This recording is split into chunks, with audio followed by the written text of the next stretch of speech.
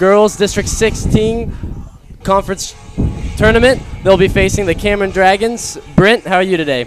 I'm doing great, Bryce. How are you doing, man? I'm doing good. The weather's awesome. It's a little windy. It's going to be a big challenge for the girls today, but I think overall we're going to have a good match. They've met twice already this season, Chillicothe winning both games.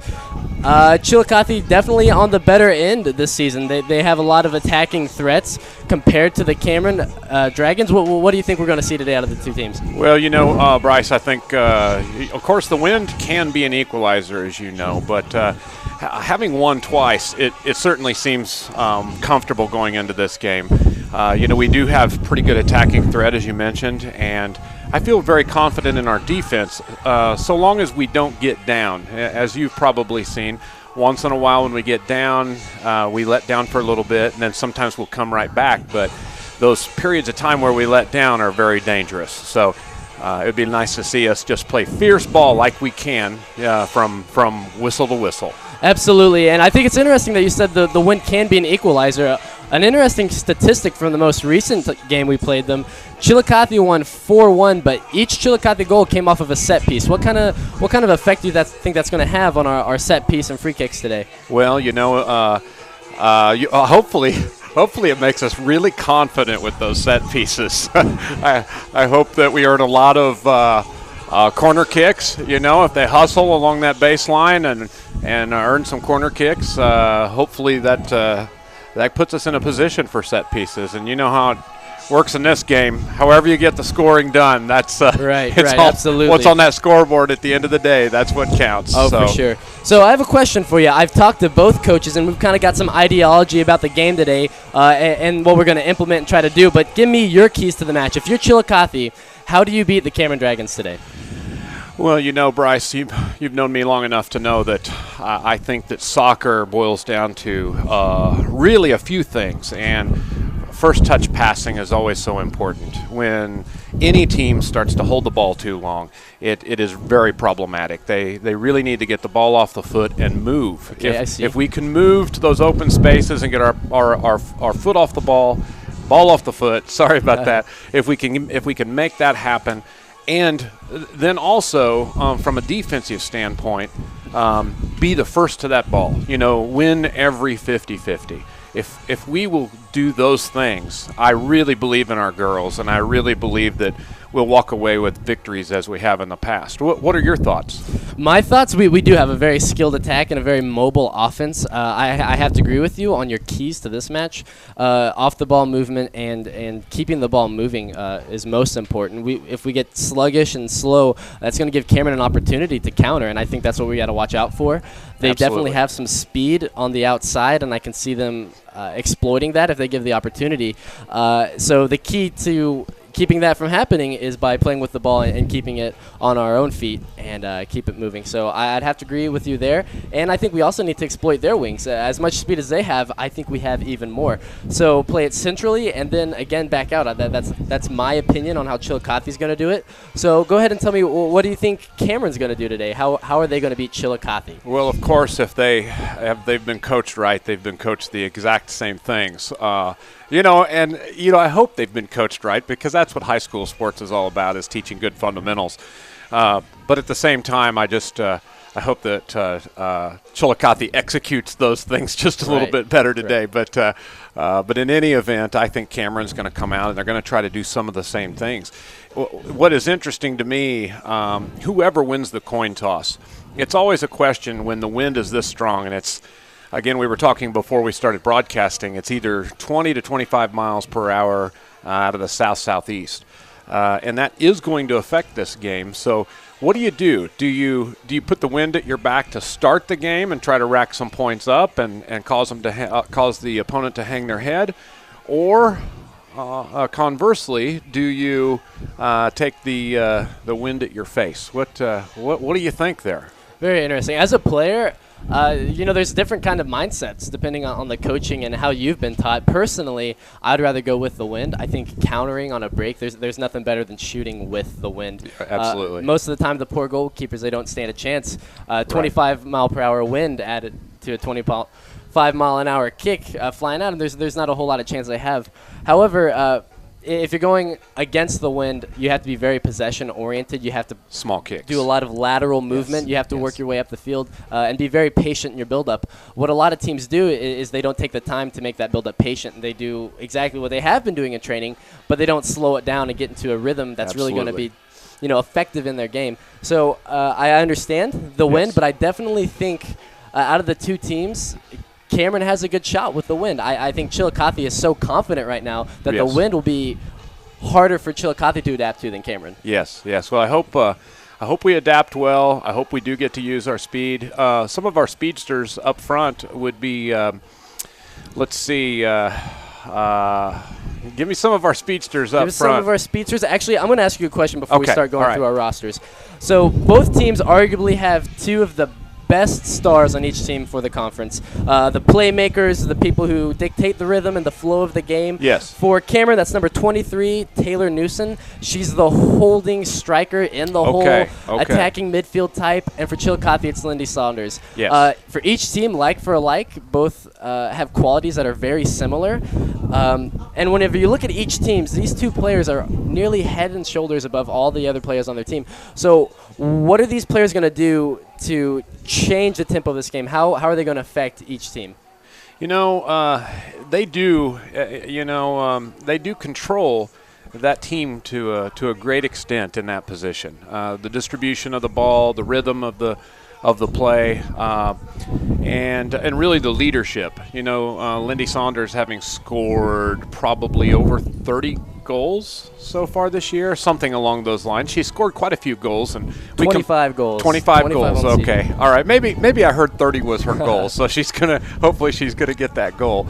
But so there is a lot of leadership there just by virtue of the way that they play and the experience that they have, and I would think that both coaches would have spoken with their team leadership and told them how they want to see things dictated and the manner in which they want to see the team led. And again, so many things in soccer come down to some of the small things that occur. I see. From an analytical standpoint, I look at Lindy Saunders and I look at Taylor Newson, and I see two main differences. This Taylor, she's a channel runner. She's known for finding the gaps, isolating a defender, pulling defenders off, and she's really going to get on the end of any balls sent in from a winger or midfield that's been distributed through her. Right. So what's going to happen with this girl is she's not exactly making the players around her better. She's just at the end of everything producing goals. She's producing the goals. Lindy Saunders, not so well known as a channel runner. She's actually in the hole in that striker position, but she also plays throughout the midfield, which is very interesting. Rather than running those channels, she's forcing opportunities and creating chances. Unlike a lot of professional strikers, they find the gaps and they run through them very quick. Lindy Saunders has adapted from her speed, and she's really drawn defenders onto her, and she's used quickness to get away and really allow players on her team to make the decisions, and she improves them on each play. Absolutely, and I really like that better, Bryce. Not just because it's Chillicothe, but when the team gets a little too focused on one scorer, things can go wrong pretty fast. Whether that scorer is not having a good night. Also, you can key on that one offensive striker, and when everybody starts keying off them and they start to realize that nobody else wants to take a shot, that can be pretty dangerous. But and they won't draw any defenders. The other players won't draw any defenders. On the other hand, if there's several scorers or strikers on a team, they will. The defense doesn't know where that ball's going to go or who's going to take the shot, and I like that. I like that diversification. I like the ability for Lindy to draw those defenders, ship the ball off, somebody else take the strike, or better yet, possibly that defender leaves Lindy, goes to the person she dished the ball to. Ball comes right back to Lindy, and kaboom in the back of the net. That's right. I like a more diversified scoring arsenal. Really, I think that's the best bet. Very good point. I would like to before we get away from this, I think you give me the best segue for the night. And we're going to talk about for a minute the keys to the match for the coaches. Chillicothe has told us a few things, but first let's go to the Wayside. Cameron, their goals from the coach is to not only control the midfield but isolate Saunders, like you said. Yes. If they take away that playmaker, that star in the midfield who's going to create and force these chances and really push the issue, he believes that they're going to have a good chance at winning this game. Chillicothe, we have a couple things we're going to work on today. We've talked about distribution throughout the court, excuse me. And we're going to play it out wide from the midfield. Not only that, we're going to make sure we don't get too flat in the back. We're going to keep mobile, a lot of lateral movement from the outside backs, the full backs, the half backs, the center backs. Stay really focused and play throughout those girls there.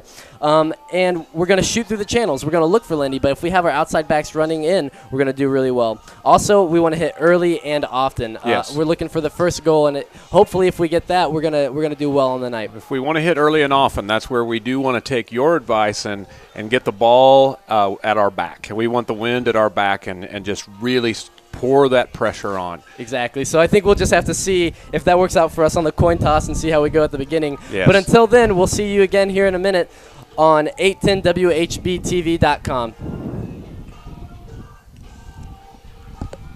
Lost my notes. Some of the best teams in the world are in Kansas City. The Chiefs, the Royals, Sporting, and the Border Patrol. The Border Patrol? St. John and Bucati? Those two guys couldn't hold on. Easy there, fellas. We may not be the two godfathers of Kansas City sports like you guys are, But we do know how to have a good time talking sports. and having a good time like Gary Lezak has a good time. Make the Border Patrol a part of your morning, just like I do. Watch Sports Radio 810's Border Patrol, weekday mornings from 7 to 8 on 38 to 5. So what's your favorite sport? Girls track. Boys track? Boys track. Boys track. Girls track. Boys track. Go girls! What's your favorite sport? Girls track.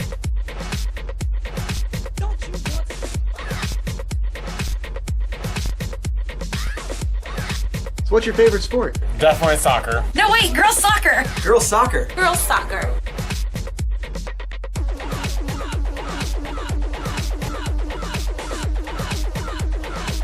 Go Chillicothe Hornets! Chillicothe Hornets. Chillicothe Hornets. The Chillicothe Hornets. Chillicothe Hornets. The Chillicothe Hornets. Chillicothe Hornets! Girls soccer. Boys track. What do they have in common? Districts. You better believe it.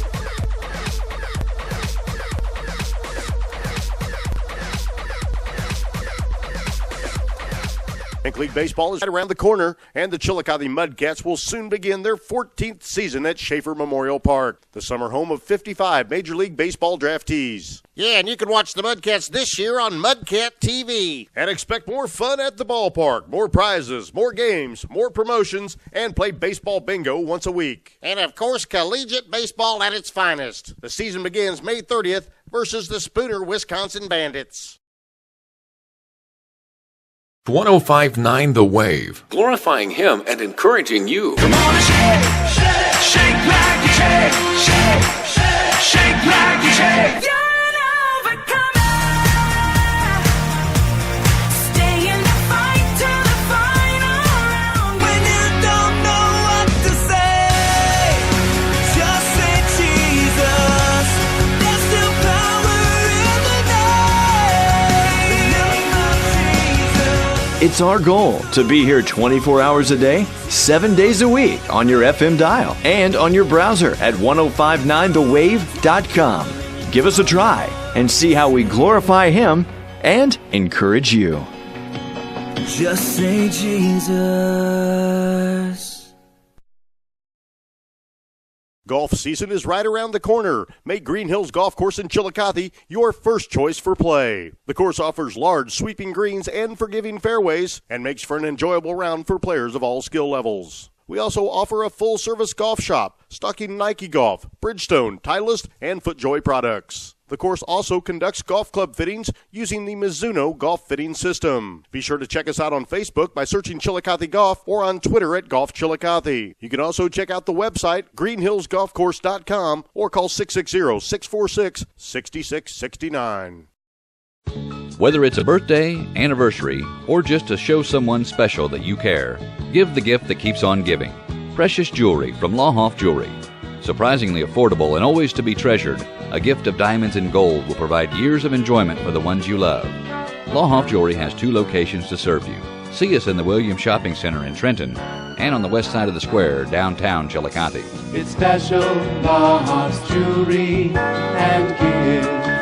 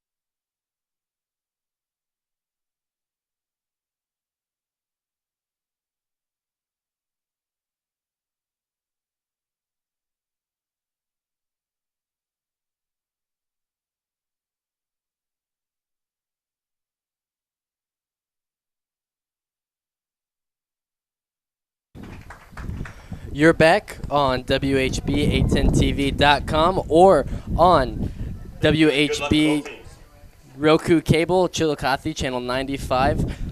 So all you've missed here is the lineup so far. For Chillicothe, we have Jaylene Sturgis in goal, Brooke Nelson, Haley Jones, Josie Reeder, Bailey Fox, Samantha Baldwin, Megan Dominic, Mariah Cox, Lindy Saunders, Miranda Mammon, and Carson Keithley. And for the Cameron Dragons, we have Ashley Schmitz, Alyssa Mercer, Jordan Brazil, Shelby I don't know these girls, but I'm going to do my best here. Shelby Berkmeyer, Emily Kraft, Savannah Van Brunt, Taylor Newsom, Maddie Crockett, Daniel Sutton, Ariel Dice, Becca Anderson, Anastasia Wathen, Gentry Van Brunt, must be sisters, Kaylin Campbell, Nicole Probman, Taylor Ramsey, Chandler Neely, Madison Davis, and Frankie Archer.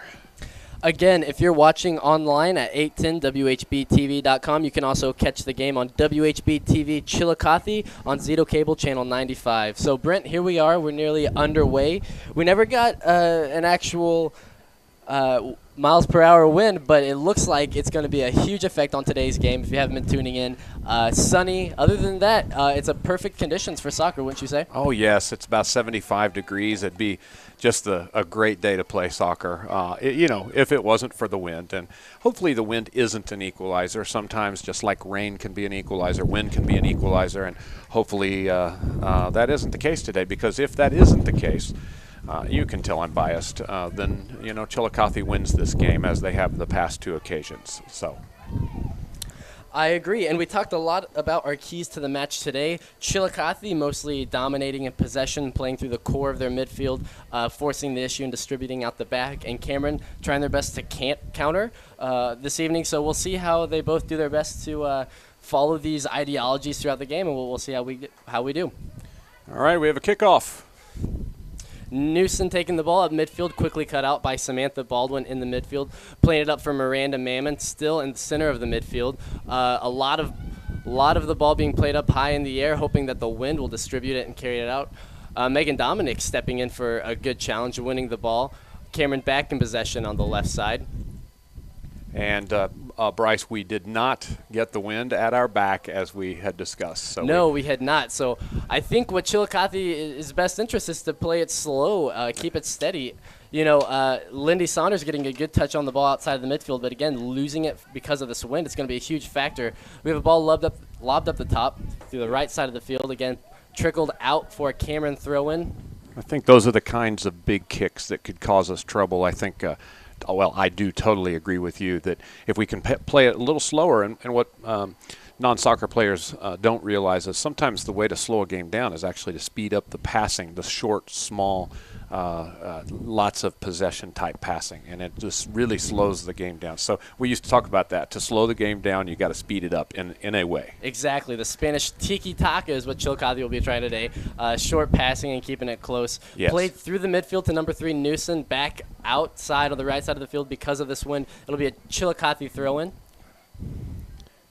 We were talking about some of the up-front players who tended to have some speed a little earlier, and Carson Keithley really has some pretty good speed up front. She's really fun to watch. She's very aggressive and just makes the game really fun to watch. Talking to Coach Harvey today, he said she is a huge asset for the team. Being Absolutely. a freshman, all that speed coming off the bench, doing very well, and eventually starting for the team. She's come a long way in a few months and is a reliable, consistent starter, and the coaching staff is a big fan of the girl. Newson playing the ball up the middle of the field, trying to play it out. Got cut out by Bailey Fox, the sweeper. That's a good pitch to the good pass to the outside there, and we got to it before it went out. Megan Dominic playing up the left side, and then again cut outside by the right fullback, number 1 for Cameron. Another person that surprises me with their speed, Miranda Mammon, I used to call her speedster, and when she wants to turn it on, she does. But another individual who really has shocked me with their speed, she played in the offseason. I watched her play quite a bit, and it is Mariah Cox. If you will watch her, she really can close on the ball quick when she decides to. Mariah Cox, talking to head coach Lance Harvey today, he pointed out she really is a true winger. She has that blazing speed, willing to take a player one-on-one and then straight towards the goal. Lindy Saunders now on a break, taking on 2 defenders, cutting inside, now back out. One-on-one with the defender, heading towards the goal, cutting back in, sends a ball in across, and no Chillicothe attackers on the end of it. Picked up by goalkeeper for Cameron. Lindy used that foot skill to beat 2 or 3 players there and still managed to get that cross off, and that was pretty incredible.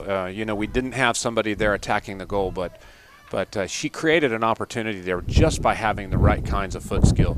Notice how she also took 4 Cameron defenders to get her before she took that ball off her foot. Yes. So as you saw, Samantha Baldwin, Carson Keithley, Mariah Cox, all in there ready to clean up the pass for a goal. Just unfortunately got too close to the goalkeeper. Too close to the keeper. Took care of it, absolutely. Yes. The ball trickled out to the right side of the field again for a Cameron throw-in, looks like.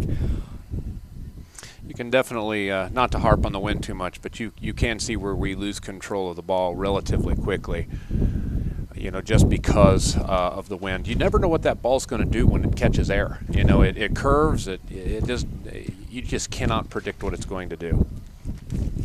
Absolutely. No real telling what to do whenever that wind has the ball in the air. It's going to have a different bounce as soon as it hits the ball, and it's going to skid off in a different direction. As a player, it's a really difficult circumstances to play in just because the wind is always so difficult to make the ball to read. Yeah, so you mentioned Spanish-type ball earlier, and because there's no team out there that is more known for the type of passing that really needs to happen here in this wind as Barcelona. They just are so good at keeping the ball on the ground, quick passes, patiently working the ball forward. So good, so good. And what's an interesting thing that we're seeing in the opening moments of this match is that neither side is being too aggressive. We're not seeing much physical play, and that's going to be an interesting factor considering. Hold on the right side here we have Carson Keithley using that blazing speed to play it up the field, beating the Cameron winger, number 5, and push down for a foul. Cutting me out from saying not much physical play. The last time we played these girls, it was 4-1, and we had all of our goals off of set pieces. So now Lindy Saunders is lining up behind the ball for the set piece. We'll see if the wind is a factor going in. Steps up to the ball, takes a kick in. It's a floater, and body on it through Miranda Mammon, and kicked out by that was Cameron keeper Schmidt Sr. Yes, that was an unbelievable set piece for Lindy. She put it exactly where I was hoping that she would put it, to the far side, or what you would call the weak side post. And we had girls there. Kudos to the Cameron defenders, because they did a good job defending a very good set piece. Again, making me mark my words, the game is getting more and more physical as we watch. A battle between Mariah Cox and left striker for Cameron, both on the ground after that play.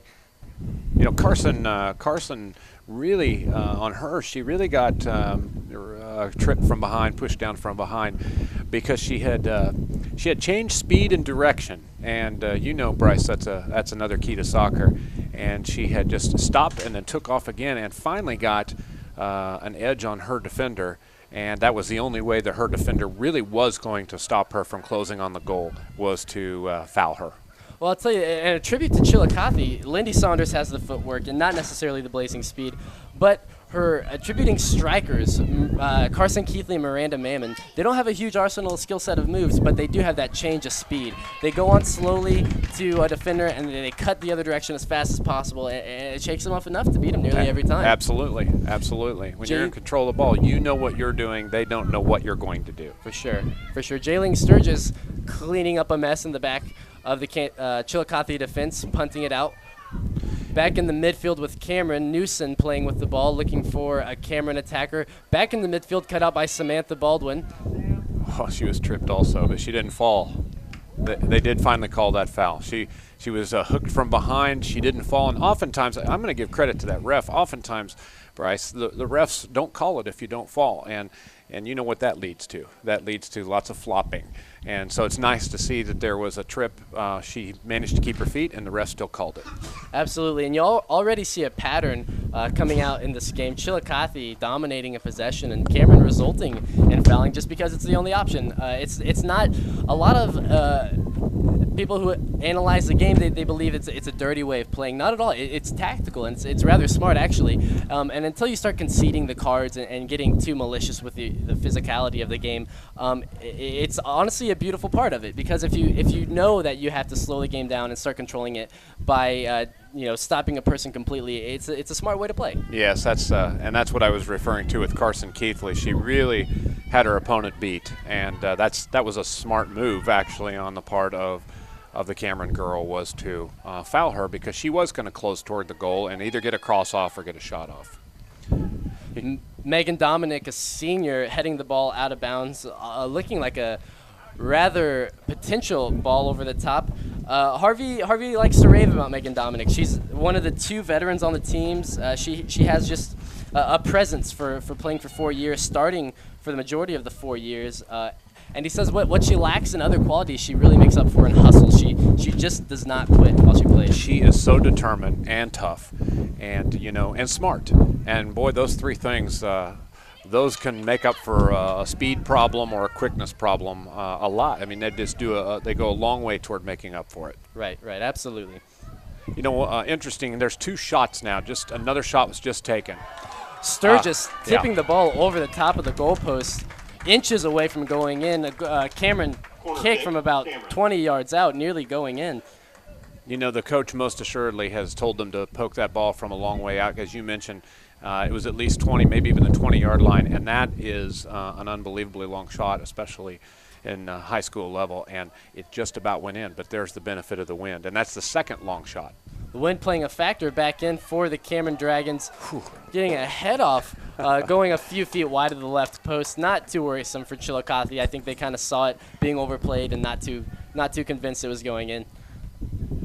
Got a goal kick here by Chillicothe. Bailey Fox lining up to take it. Jayleen Sturgis probably not wanting to wear out her foot in this long game, having to face this wind for too long. Ball played back up through the midfield, number 22 for Cameron. Back out wide to Megan Dominic, looking for a Chillicothe player. Playing with the outside of the foot. Again, the wind just being too much and trickling outside. Jayleen really played that ball well, because had she tried to really just catch the ball, it probably would have sailed in over her hands. Instead, she jumped and pounded the ball away, and that saved the shot. Absolutely, and what we're seeing here now is that Cameron brought the physicality. We're actually in the defensive third for Chillicothe. Cameron changing the pace of the game by forcing the issue and really knocking Chillicothe down, putting us on the back of our heels, and now they're forcing the decisions. Yes. That is one way to equalize a better team, is to knock them off the ball. I literally disrupt their game with fouls. Yeah, it does happen. Another ball played in, but again, straight from the goal kick, sent out for from a corner kick, to the goal kick because of the wind. Chillicothe not looking too stressed back on the defense. An interesting statistic, the goals against average last year for Chillicothe was 4.8. This year they've done so much better in the defense. They've bumped it up to 2.74% goals against. A huge credit to the defense stepping up their game like that, not letting nearly as many in this season, almost cutting it in half. What do you think they can attribute that to this year? Experience, and all except for Lily.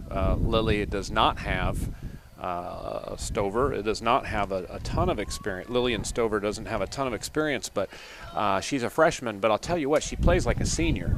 And the other girls just, the experience has really helped them out. Josie Reeder, last year was her first year for soccer, and all of them have just gotten more experience, and they're tough. Jaylene Sturgis nearly letting the ball slip through her fingers at the goal line here. Cameron ready to pounce on the mistake, but being wise enough to correct her error as fast as possible. It's a good and thing now she's sent quick. out for a goal kick. Absolutely. You have to have the fast hands. Yes, she was quick. She bobbled the ball and managed to actually have to turn around and chase it toward the goal to stop it. So she was having to run faster than the ball. Carson Keithley making a smart pass up to Mariah Cox. Now up to the left side of the field, 2 Cameron attackers on 1. Josie Reeder doing wise to play it out, knowing she didn't have much help there in the back.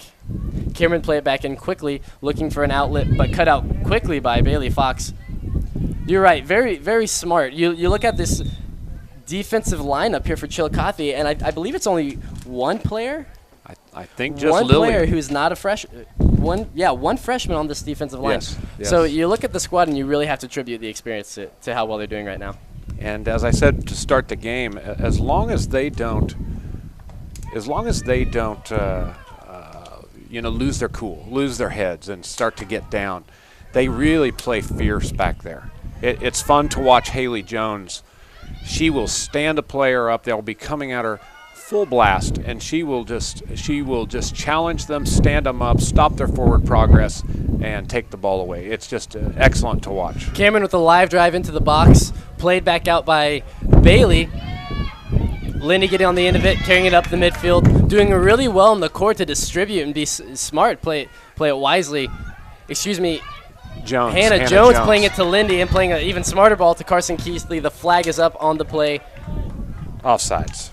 Going to be a goal kick for Cameron. Yeah, had an offsides there. Midfield, boy, Carson had a good run going there, and it was a great pass. About 15 yards until she was one-on-one with the keeper. Yes. You expect a girl like Carson Keithley to slide that home every time if given the chance, right? Yes, you do. You do. And the nice thing is she's smart as well. She's a good athlete. She's good at basketball, so she understands a lot of the concepts of this type of sport. Carson Keithley using her speed again to play it in for Miranda Mammon at the top for Chillicothe. Sliding it across again for Lindy Saunders. Played back out right to the wide for Mariah Cox to see if she can play it in. She does. Bounces it off a Cameron defender for a Chillicothe throw-in.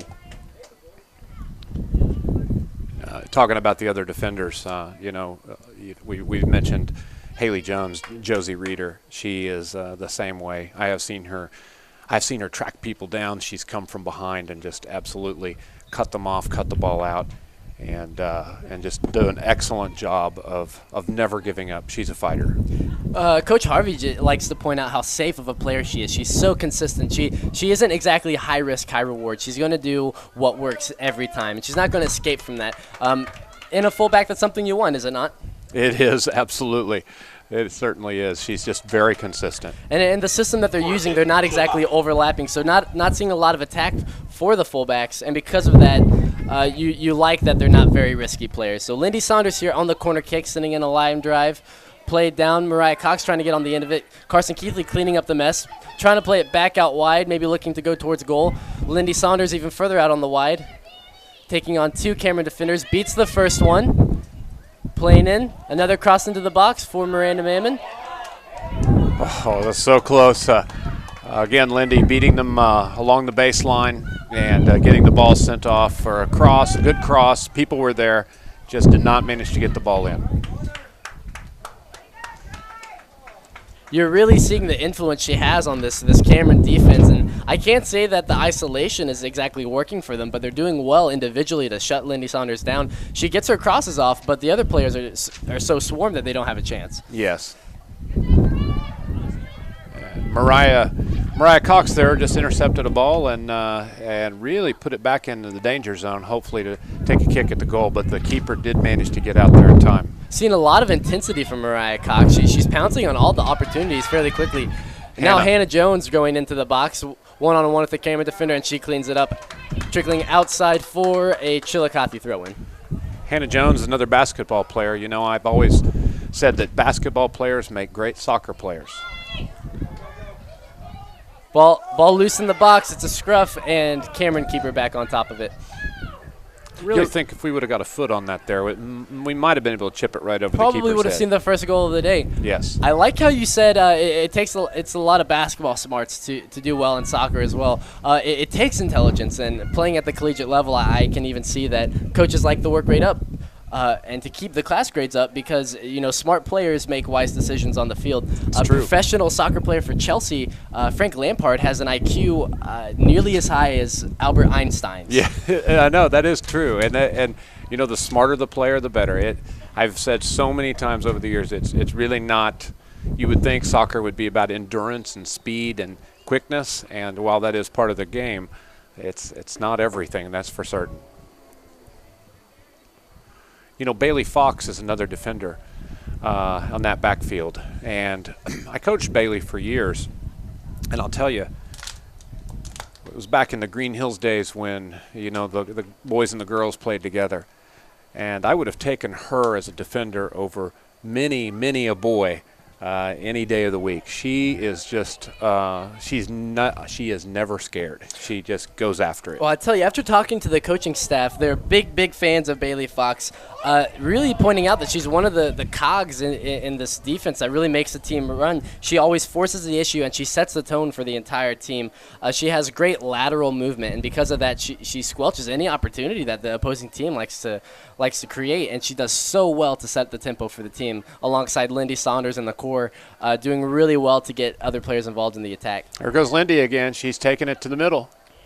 Cut inside the ball. The wind pushing the ball just too far away from her to get a good shot off. She still got the ball. Back out at the end of the 18-yard box, beating a defender, trying still to play got it in. The ball. For Hannah Jones, just missing the ball. Samantha Baldwin cleaning it up, looking for a Chillicothe attacker. There's Sam Baldwin chasing it down. Very good. Great recovery from Sam Baldwin, using that physicality, not giving Cameron attackers to really get a foot off to make a good pass, and that's smart. A tactical foul like that is exactly what we were talking about later. Slow the game down, let your players get back into the attack, come back, defend, just really get everything set back up. Yes, Sam she had some speed going, and that's really all that player could do to stop the progress. Back in the defensive third for Chillicothe, Cameron looking for a wise pass. Chillicothe not really opening up any channels to send the ball through. Trying to poke through for the central midfielder for Cameron. Cleaned up by Josie Reeder. Miranda Maimon on the ball. Now to Hannah Jones. Trying to play it to feet, but Cameron defender getting on top of it and playing it outside.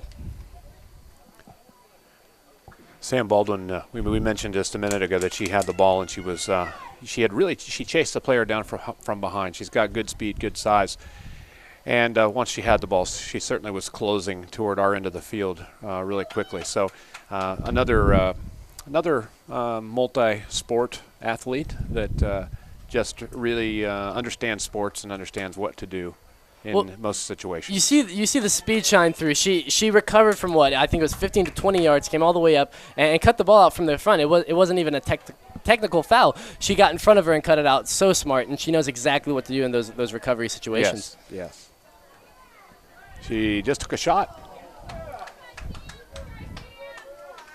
Lindy Saunders brought it in from the side, as she's been doing all night long. She just keeps sending those crosses in. And, I have a feeling here that if we score in the first half, it's not necessarily going to be Lindy that scores. Although, don't want to take it away from her. But at the same time, she is spending enough time on the outside, probably because they are trying to isolate her, that she's really a threat out there sending those crosses in. She's going to put one right in front of one of our players, and we're going to put one in the goal. Absolutely. If you're just now tuning in, there's about 19 minutes left. Score is still 0-0 between the Cameron Dragons and the Chillicothe Hornets. Cameron on the break now, looking for Newsom, but still getting cleaned up by the Chillicothe defense. Not much of a hassle for them. Looks like Natalie Minnick has checked into the game. She did a pretty good job of scoring last year on the JV level and a few times on the varsity level.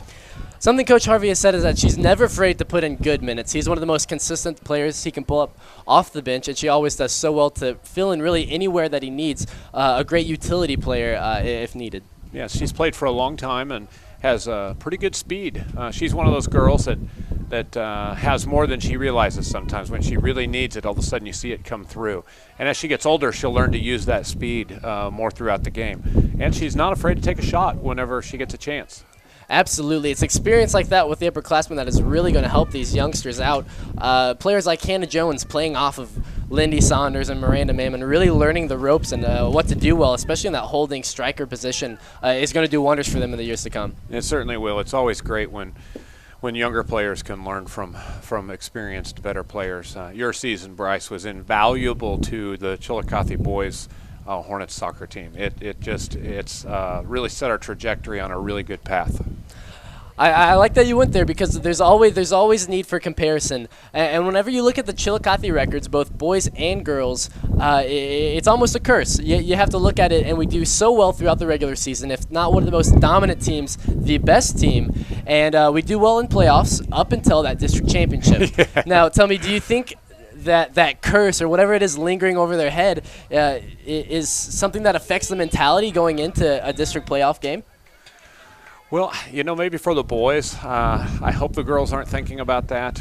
For the boys, when you've lost so many heartbreakers at the district level, when you know you're the best on the field and somehow you don't manage to get the job done, it's got to have an impact. But we'll break that curse one of these days, and hopefully that tradition inspires us. Hopefully this year to just say, we're going to go out and we're going to play our hearts out. We are going to leave it all on the field, and we're going to break that trend. Really, really interesting statistics. If you look at the senior class for the boys now, they will have played in 3 district championship loss games.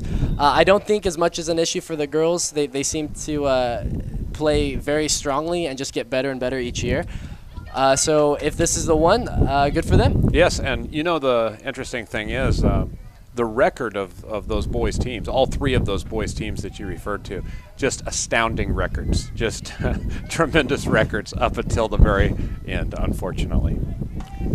Now we can't continue to talk about district playoffs for both boys and girls without mentioning what would come from this game. Whoever wins this game is likely to play St. Pius X out of Kansas City. They're on that outer Kansas City side that play a lot of very good schools. What do you think they would see in that upcoming match? What kind of keys to the match would they have to bring to a game like that? Oh, the ones that we started out talking about, the Spanish-style quick ball movement, first touch passing, off-the-ball movement, winning every ball. I used to tell the kids, pretend like that ball is candy that you had in your hand and your sibling took it from you. What would you do to your sibling to get the candy back? Right. You'd be pretty fierce, and that's the kind of ball that we would have to play against Kansas City teams. Let's face it, Kansas City teams have a lot of competition in their backyard to play, and they have a lot of experienced soccer coaches in the Kansas City area. So playing in that arena is always tough. So we'd have to be at our best. Right. In all those areas. Interesting thing to point out about those Kansas City teams is Chillicothe collectively does so well to be aggressive and be physical. Kansas City squad's doing well to pick 1 or 2 players to really just designate the aggression. And if they get kicked out of the game, typical. What's wrong with that? But Chillicothe is so well-roundedly aggressive. I think that'd be a huge quality to have going into a game like that. Yes, and sometimes Kansas City teams have pretty good depth, and they can afford to lose a player or 2. Looks like the ball has been kicked out on the far side, and it is a Chillicothe throw-in. Most of the play continuing to stay in the core of the midfield, neither defensive third being attacked on too much. Chillicothe can't seem to find the break with the wind, and Cameron is always losing it due to the solidified Chillicothe defense. So both teams still just trying to crack each other's code and trying to figure out what to do, what channels to look for. Now being played through the Chillicothe defense, Cameron attacker trying to get onto it, played through their Cameron number 10, the playmaker, but again, Chillicothe cleaning it up and sending it out for... She did a great job. Is that Mariah? Mariah Cox out for Stover. She better watch that. Number 10's on her. One-on-one now in the Chillicothe defense and playing it out for a throw-in to Cameron. That's what had to happen there. You know, number 10 for Cameron was she had her nose on that ball and she was getting in scoring position. And so Haley Jones, you know, kicked it out of bounds. Smart move there. Not a whole lot of options for the Cameron attack. A sub in right now, number 5 for number 3 coming in. That is Chandler Neely coming into the game. Still a freshman looking to provide a spark for the Cameron attack. Now being played out by Bailey Fox, taking it to the middle of the midfield, looking for Carson Keithley back outside for distribution. Using that speed, one-on-one, Carson Keithley. Cameron defender doing well to play it back outside. It'll be a Chillicothe throw-in. Huge advance for Chillicothe. We came from the 10-yard line down to the other 10-yard line. Miranda Mammon now being strong, getting a kickoff and sliding off the outside of her right foot over the crossbar. Oh, that was close. Miranda wasn't a clear shot because she had somebody on her right and slightly back, and that person bumped her just as she was taking the shot. It wasn't a foul, but it did affect her shot, and yes, it slid right off the right side of her foot over the goal. It's tricky execution on a shot like that. Whenever you're coaching, they always refer to the famous old-fashioned Italian player Chinito, and you keep in mind whenever you strike a volley, you want to keep your chin, your knee, and your toe above the ball. Unfortunately, she was just leaning too far back, and it went straight up. Yes. Samantha Baldwin battling for the ball in the midfield, sending it through to Carson Keithley. Trying to use that speed again, the physicality. Now she's won the ball, cuts it back very well. Samantha Baldwin getting the cross in, looking for a shot. Excellent shot by Sam Baldwin. And a great dish backward by, I believe it was Carson Keithley, wasn't it? Carson Keithley. The ball dipping in the wind, though, not giving the Cameron goalkeeper much of a struggle to come off her line and pick it up. Yeah, she struck it well. It had a lot of speed. It was in the air, and like a knuckleball, it just sunk right into the keeper's arms. And that will change second half. We've got the ball back in the midfield. Played it back. Now the ball has been played forward by Chillicothe. Out on Cameron and throw in by Chillicothe near side. If you're just now tuning in, this is District 16 soccer. Chillicothe, Missouri Hornets against Cameron Dragons. If you're just now tuning in on 810WHBTV.com, you can also catch the game on WHB TV Chillicothe on Zito Cable, channel 95. With about 10 minutes left, the game is deadlock at 0-0. Tonight's game is not only a competitive contest between these two schools, but it's also an educational experience for the students involved.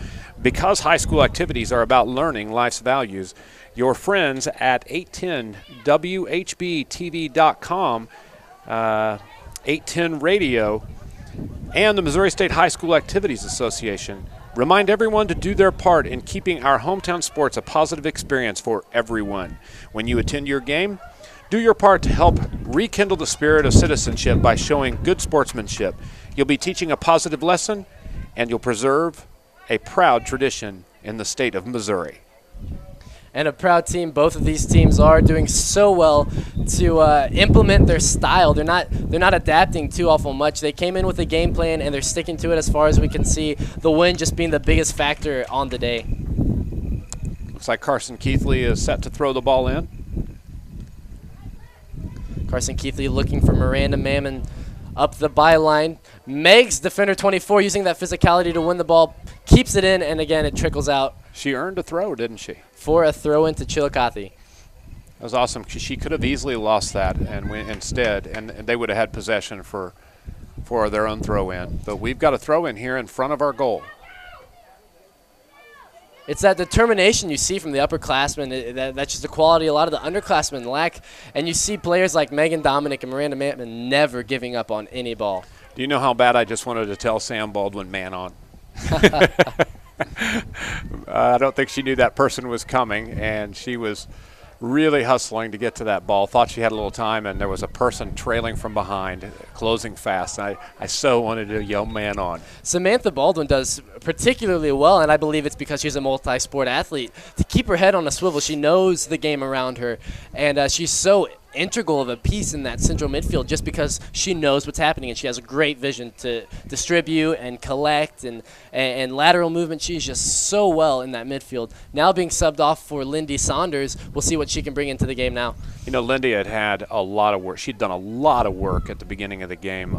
We mentioned all the crosses, and most of those cross opportunities were earned the hard way. She had to beat player after player after player to get there and put a bunch of crosses in, but that will make you tired. And Sam has been playing her heart out here, and she needed a break. So Sam Baldwin now out of the game, Lindy back in.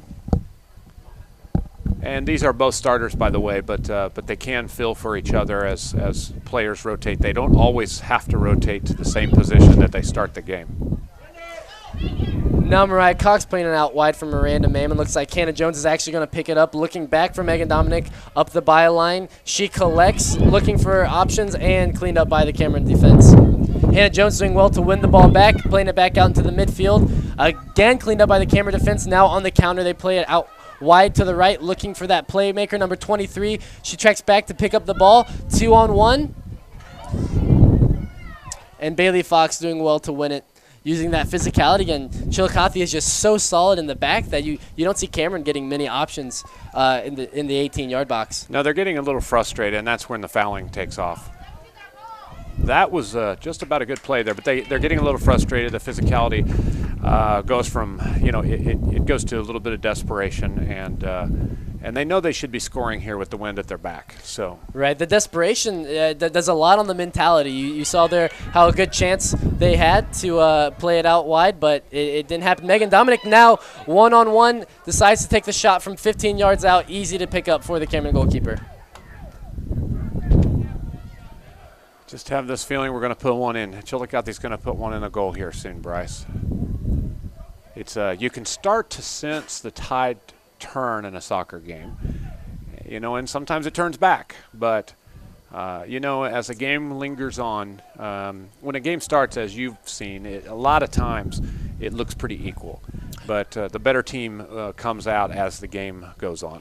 With roughly 6 minutes left, do you think that the best option for Chillicothe is to try their very best to get a goal in these next 5 minutes going against the wind, or do you think they should hold out and make sure they don't get scored on and save it for the next half? I always believe in an aggressive attack, and if we can put a goal in before half, and then we come out with the wind at our back, that's what I would prefer to see rather than play defensively. Right. Sometimes teams play defensively and they look back and they feel like they kind of, like they made a mistake, like they gave the field away. It's hard not to. It's hard not to play that conservative type of ball, but I've always been a believer. Look, we're looking pretty good. Let's keep doing what we've done to get to this point, and that's usually the way to win a game. Just keep doing what you've been doing right. And we got really close there again, Bryce. Very close. A ball over the top for Hannah Jones, not working out in our way. And Cameron quickly losing time on the clock to instill their counterattack ideology. They're not going to have much time left if they want to pull off one of these quick counters on Chillicothe. Not doing well to distribute afterwards. Chillicothe doing well to isolate Newsom. She's seen the ball maybe 3-4 times the entire game, not having any possession at all. We are looking good. It's just hard to describe how windy it is and how much this is affecting us having the wind at our face. But we are looking really good. We seem to be defending well. We seem to be passing well. And Bryce, how many through balls and crosses have we seen up at our goal? Quite a few. I think we've seen about 4 or 5 crosses in, 2 real shots on goal. Goalkeeper coming out to clean up crosses. Aside from that, on the attack today, and we're doing really well, but we don't have that nose for goal yet. We're not hungry enough yet, and I think that'll come in the second half. I'm sure the coaching staff will have plenty of words to tell them. You know, they are doing everything right down to that last pass or that last shot. Yes. And a very smart coaching staff. They know exactly what to say, and they'll get it taken care of. An interesting fact about the coaching staff, assistant coach Mark Dumovic, leaving in the middle of the season for an emergency surgery. Coming in, Chillicothe, I want to call him a legend because I was coached under him. Shannon Grable doing really well to just seamlessly come in and pick up right where Chillicothe wants to be, and giving his thoughts and opinions, and really obviously doing well in district play. Yes, it's great to have a coach with experience be willing to really, Bryce, sacrifice everything Carson else. Keithley one-on-one with the goalkeeper, taking it in the 18-yard box, gets a shot off and cleaned up. Both Keithley and goalkeeper down. Ball at the 30-yard line getting trickled out. Will be a Chillicothe throw, and let's see how quickly they get back into the attack. She just about had that, Bryce. Nearly had it. The keeper came all the way out to the 18, almost crossed the 18. Carson took a shot, and just even slightly left or right of where the ball went, and the keeper would have missed it. The ball would have been in the back of the net. Did well to keep the ball low and driven. Yes. Perhaps could have seen more knuckle on the ball. A little more spin would have sent it either way on the outside or inside of her foot. But that's a quality, even professionals, they lack whenever, they're in-game situation. They don't always perform it to their best of the ability, so you can't expect a freshman to do just that. Still did well to get a shot off on goal. Looks like we're having a sub. Miranda. Is that Miranda going out of the game? Miranda Maimon leaving the field. And it looks like who is coming into the game? It looks like throw in. We've got Sam Baldwin, who has checked back into the game. Interesting to see both Samantha Baldwin and Lindy Saunders in the field. I think this is ideal for Chillicothe. Putting a lot of strength in the midfield. We see a kick from the 40-yard line, trickling about back to the 40. 40-yard line, about 20 yards up in the air. Oh, she kicked that ball hard from the 40. It got too much height on it, and the wind blew it all the way back to the 40 before it landed. We were talking about Shannon Grable before we had that near score, and the nice thing, it was Shannon was willing to really take time out of his job and his family and everything that he had going already to jump right in and help with this girls Hornets soccer team, and he's to be commended for that. Yes, done so well with the team, and it's showing now. Newson on the break now, but the wind just being too much. It will be a Cameron corner kick now. Let's see if Cameron can get the upper hand by the end of the half with about a minute and a half left. Boy, this would be ideal for Cameron, wouldn't you say? Yes, it would. I hope Jaylene doesn't have her, or is it Jaylene? Doesn't have her head down there from that. It was an odd situation. The ball got away. Jaylene, I don't think she felt she could field it with her hands, so she kicked it, and the wind blew it out of bounds backward.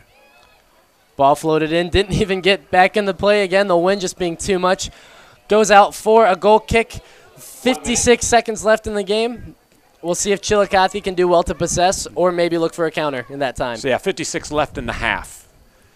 And, you're right, Bryce, that set piece from the corner there.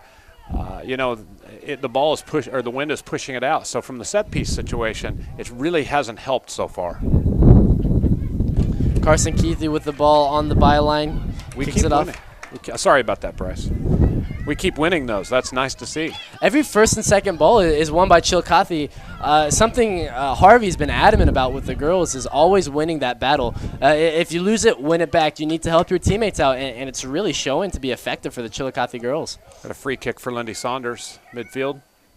Something interesting that we need to check on the next half, Carson Keithley and Miranda Maimon being interchangeable, playing inverted strikers, mixing it up through the half and giving a lot of issues for the Cameron defense, that not giving them much of a chance whenever they fly by them. Absolutely. Not getting used to a specific attacker. That's absolutely right.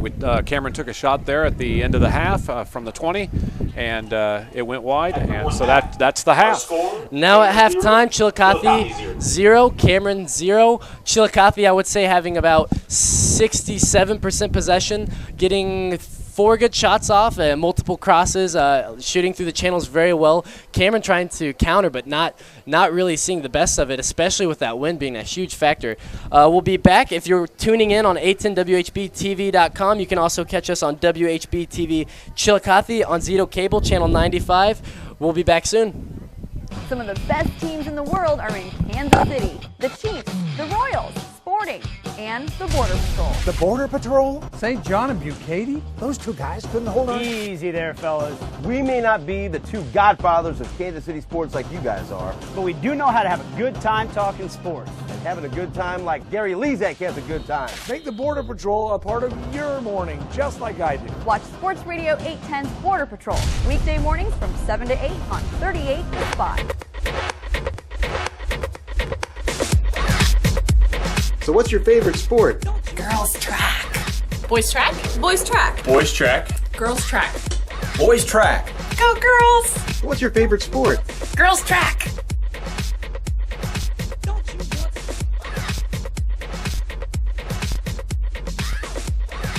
So what's your favorite sport? Definitely soccer. No wait, girls soccer. Girls soccer. Girls soccer.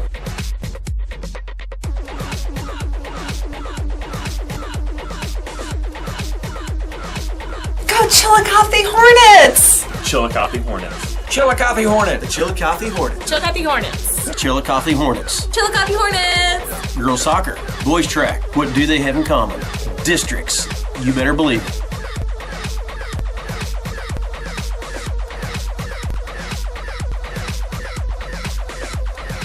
Pink League Baseball is right around the corner, and the Chillicothe Mudcats will soon begin their 14th season at Schaefer Memorial Park, the summer home of 55 Major League Baseball draftees. Yeah, and you can watch the Mudcats this year on Mudcat TV. And expect more fun at the ballpark, more prizes, more games, more promotions, and play baseball bingo once a week. And of course, collegiate baseball at its finest. The season begins May 30th versus the Spooner Wisconsin Bandits. 1059 The Wave, glorifying him and encouraging you. Come on and shake, shake, shake like you shake, shake, shake, shake like you shake. You're an overcomer. Stay in the fight to the final round. When you don't know what to say, just say Jesus. There's still power in the name of Jesus. It's our goal to be here 24 hours a day, 7 days a week on your FM dial and on your browser at 1059thewave.com. Give us a try and see how we glorify Him and encourage you. Just say Jesus. Golf season is right around the corner. Make Green Hills Golf Course in Chillicothe your first choice for play. The course offers large sweeping greens and forgiving fairways and makes for an enjoyable round for players of all skill levels. We also offer a full-service golf shop, stocking Nike Golf, Bridgestone, Titleist, and FootJoy products. The course also conducts golf club fittings using the Mizuno golf fitting system. Be sure to check us out on Facebook by searching Chillicothe Golf or on Twitter at Golf Chillicothe. You can also check out the website greenhillsgolfcourse.com or call 660-646-6669. Whether it's a birthday, anniversary, or just to show someone special that you care, give the gift that keeps on giving. Precious jewelry from Lauhoff Jewelry. Surprisingly affordable and always to be treasured, a gift of diamonds and gold will provide years of enjoyment for the ones you love. Lauhoff Jewelry has 2 locations to serve you. See us in the Williams Shopping Center in Trenton and on the west side of the square, downtown Chillicothe. It's special Laws jewelry and gifts.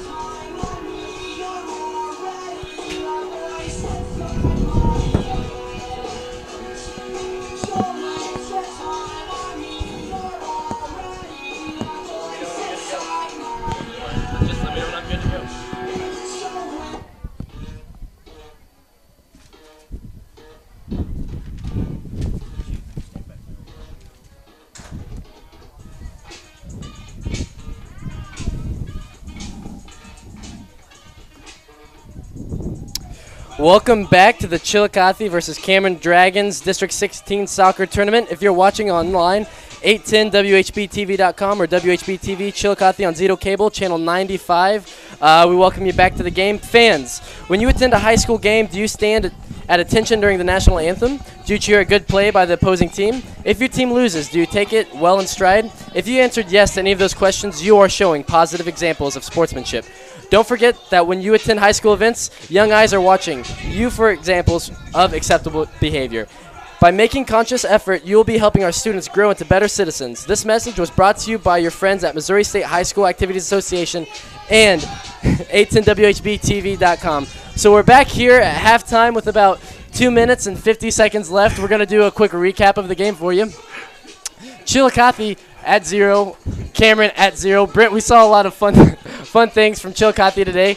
The girls doing well to not exactly shoot through the channels, but we got good crosses off from the outside. Lindy Saunders doing well on set pieces, driving in, well, good balls. We had about 4 shots on the goalkeeper, cleaning up all of them fairly easily. And Cameron maybe having 2 shots in the half. Chillicothe definitely with the upper hand, owning possession. Cameron not having a whole lot of options, and the wind being a huge factor.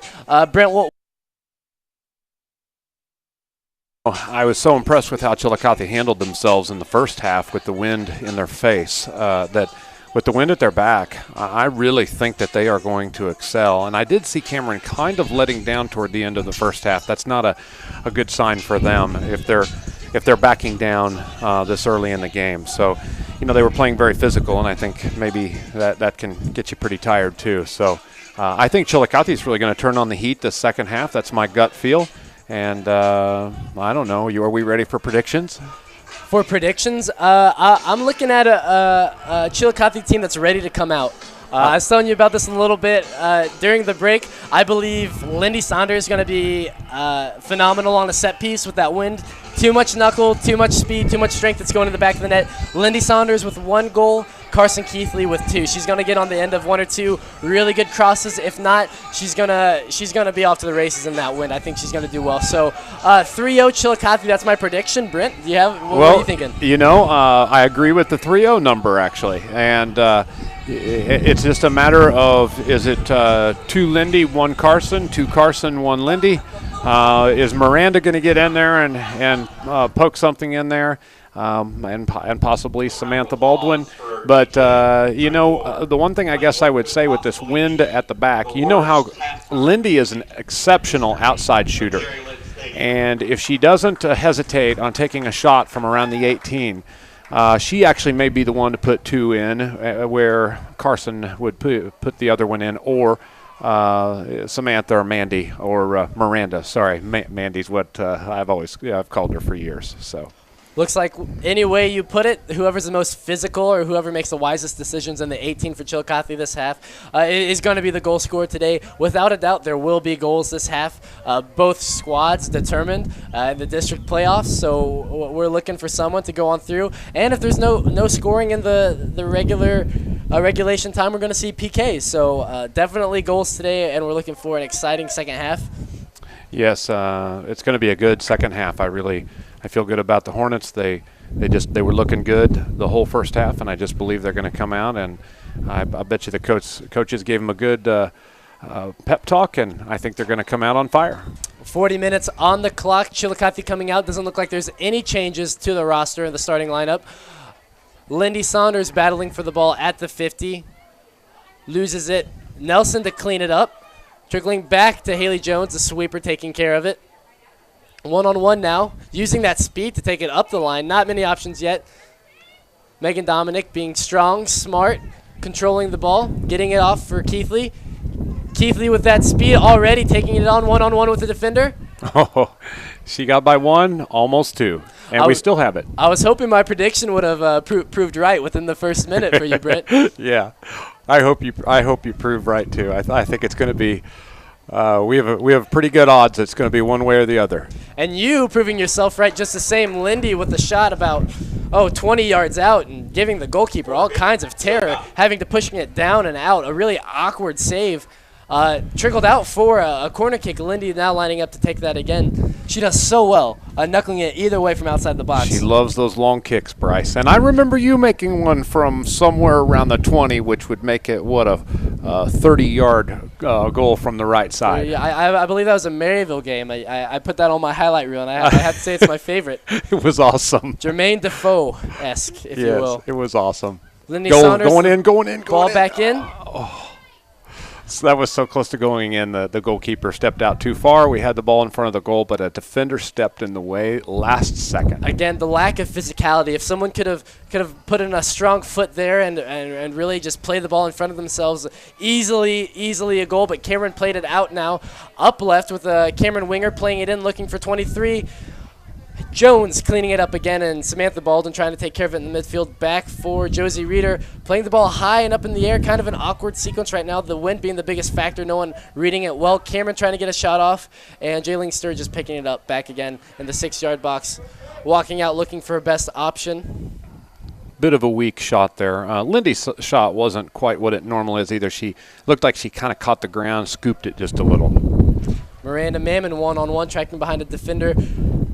Trying to find the best side to cut out the ball, the decision she's about to make, and she does well. However, defender looking to clear, and it bashes off her shins for, looks like a throw-in for Cameron. Miranda used her speed there to catch up to that player, and unfortunately the Cameron player got it off of Miranda's shins really just before Miranda got control. You can really see the difference between the age and the strikers. You see, oh, well, now we're back in the box with Mariah Cox in the box, doing well to slice and dice the defenders. Lindy getting a shot off, and it's a goal. About 18 yards out, chipped in perfectly over the Cameron goalkeeper. Both of us doing well on our predictions for the match. Yeah. Really a great shot. Walk me through that goal, Brent. Yes, okay. So the ball comes in from the outside. It was a battle. I don't remember who the battle was between over on that outside. It was Mariah Cox played it Mariah, and she managed to poke it in there. Lindy quickly takes a left-footed shot from the 18, which is about where she's her best at, and puts it in the back of the net. I didn't see which part of the net. Did it go in the upper 90 or was it? It was right above the goalkeeper. It didn't look like she was particularly aiming for a post, but she knew how much height she had on the goalkeeper. Cameron bringing a shorter goalkeeper, Lindy Saunders knows well to exploit that. Now Lindy Saunders sending the ball through Carson Keithley at the 10-yard line, trying to take it in against the goalkeeper, one-on-one with the defender as well. Goalkeeper sprawling out on the ground, cleaning it up, looking for her best option. Goalkeeper used good judgment there, but boy, we had a really good pass right up the alley. It was just a good through ball. As I was saying, you can see well between the two strikers for Chillicothe, the age difference. Miranda Mammon doing well to contain and being patient. Carson Keithley using all that horsepower to challenge through every attacking chance she has. Mariah Cox again in the same attacking position she was in earlier. Cameron defender wised up from the last goal and played her out. Lindy Saunders now at the corner, looking to play it in. Cameron definitely taking their time to set up, matching up the best they can. They know they have to recover now and chase a game. So set piece Saunders. Driven ball at the 6-yard line, played in, a shot off, cleared off the post. And Lindy's going to take that shot. Back to Lindy's, chipped in, and right over the crossbar from Lindy Saunders again, looking to exploit the height of the Cameron goalkeeper, not giving her really a chance on those high-driven balls. So to update, Saunders scores with about 37 minutes left in the game, and Chillicothe is up 1-0. Carson Keithley 1-on-3 at the top of the arch of the 18, played it up for Newsom at the 40, looking for an overlapping run, doesn't have too many options yet, looking to play it out wide. Again, back to Newsom, really being the core of this Cameron team, trying to be the playmaker. Team on her shoulders now, 2v2. Slowing down the game, looking for someone. Nobody. Jones coming in to cut it out. Played it back to Newsom, getting a cross in, but the wind really getting the best of her, sending it out for a goal kick. You know, it's nice to stop Newsom, nice to stop the ball at midfield before she gets a hold of it. In that particular case, we had 4 defenders. At the point that the possession changed, they only had 1 person downfield, so it was 4-on-1. But we didn't manage to get the ball stopped at midfield, and actually a corner kick taken by Newsom now over the heads of all the players. First corner for Cameron today, I believe, and showing that they're kind of shaky on the corner because they're just inexperienced in the game so far. So we didn't manage to get the ball stopped at midfield. Had to pause there for that corner kick. Didn't manage to get it stopped at midfield, and by the time, we did get it stopped, it was really a 4-on-4, which is not nearly as good as if we've got 4 defenders versus 1 offensive striker. Keithley back up, full back for Cameron, playing it out for a Chillicothe throw-in. Nice to see the wind actually benefiting Cameron for a little more of a match. Newsom not having that much speed, but really well on the ball, slowing it down for her. She really exploited the Chillicothe defense, cut up 2 or 3 players, took it all the way to the corner flag, looking for a cross, but didn't have the options. Yeah, she didn't have the options, but boy, she did exploit us. I was a little fearful there for a moment, Bryce. Nice to see Cameron bring a factor into this game, really being one-sided so far. Still 1-0 Chillicothe winning. 33 minutes left in the game, sorry. Lindy Saunders now on the left side of the field looking for an option, playing it up for Sam Baldwin, getting cut out by a Cameron midfielder. Looking for Newsom again. Megan Dominic using that wisdom to cut it out. Wise cut back off the heel. Yeah, she stepped over the ball, heeled it backward, and stopped it in its tracks. Saunders was doing a great job of boxing out over there around the 20. Did you notice that, Bryce? Right, using great strength there. I'll tell you something I noticed earlier, too. Josie Reeder, number 10, took the ball from her defense, really around the 20-yard line of her defense, all the way to the 10-yard line, the Hornets' 10-yard line, and put it in position to score. So, they weren't playing her, and boy, she did the right thing. She just kept going. Right. Hannah Jones now on the play, also beat out by a Cameron defender, sending it for a Chillicothe throw-in. Jones is a great player. Harvey likes to talk about her work rate. She's Sam's relief in many instances, and he says we don't lose anything whenever we make that substitution. She's so good, and she fills in so well, and she's not afraid to get into the attack for being a freshman and her size, and she brings that physicality. For a freshman, it's really quite amazing that these freshmen are stepping up, particularly her, and how well she does coming off the bench. Absolutely, and she's very quick, very fast. Doesn't have the size, but she is. She makes up for it in fierceness and her quickness. Looks like Cameron has the ball, throwing it in from the near side. Chillicothe manages to get control and thump it off of Cameron for a Chillicothe throw-in. An interesting thing I realized whenever I talked to the Cameron coach before the game, he had told me that we typically play a 3-5-2, really trying to dominate the game but not really having the pieces for it. He said coming into this game, what we're going to try to do is exploit the defense by changing to a 4-4-2. Solidifying the defense and then giving us another attacking threat. But it looks like now that they're playing with one central forward being Newsom, probably thinking that's their best chance at a counterattack, playing the ball up, hoping that wind would have helped in the first half. Still not changing that formation, so we'll see how that works out now in the second half. Chillicothe, a corner kick now. Lindy Saunders ready to take it. She could bend it in from here, Bryce. She really could, and it's a floater over the top. Jones trying to get ahead on it, but going just wide. That ball just about bent in. Jones almost got ahead on it, and had she, it would have been in the back of the net. Lindy Saunders, being a right-footed player, really likes to take it from the left side of the field, hoping to knuckle it in. But as we saw earlier, not afraid to take a shot off with her left foot.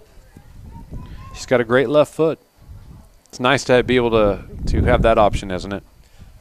Absolutely. We saw Haley Jones do well to get ahead on the last cross in, but missed it. We have her getting another shot off the volley. Nothing really falling well at Haley Jones's feet, but being a defender, you can't expect her to get the best shots off. But boy, is she putting herself in great position to shoot. She's getting right in there, isn't she? It's nice to see that level of aggressiveness. Okay, we just stole the ball. Lindy Saunders again at the 6-yard box, crossing it in for Mammon. Goalkeeper cleaning it up, knowing Mammon's there ready to poach on the ball. doing really well to cut that out.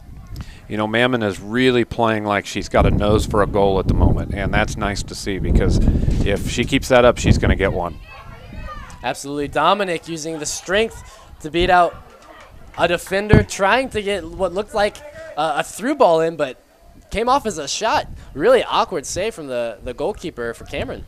It's very difficult for Cameron to get the ball to their end of the field. One, as you pointed out, they've only got one striker. And the midfielders seem to be falling back to help with defense. So it's leaving their midfield completely open. And they can't do big enough kicks, really, to get the ball to their end of the field because of the wind.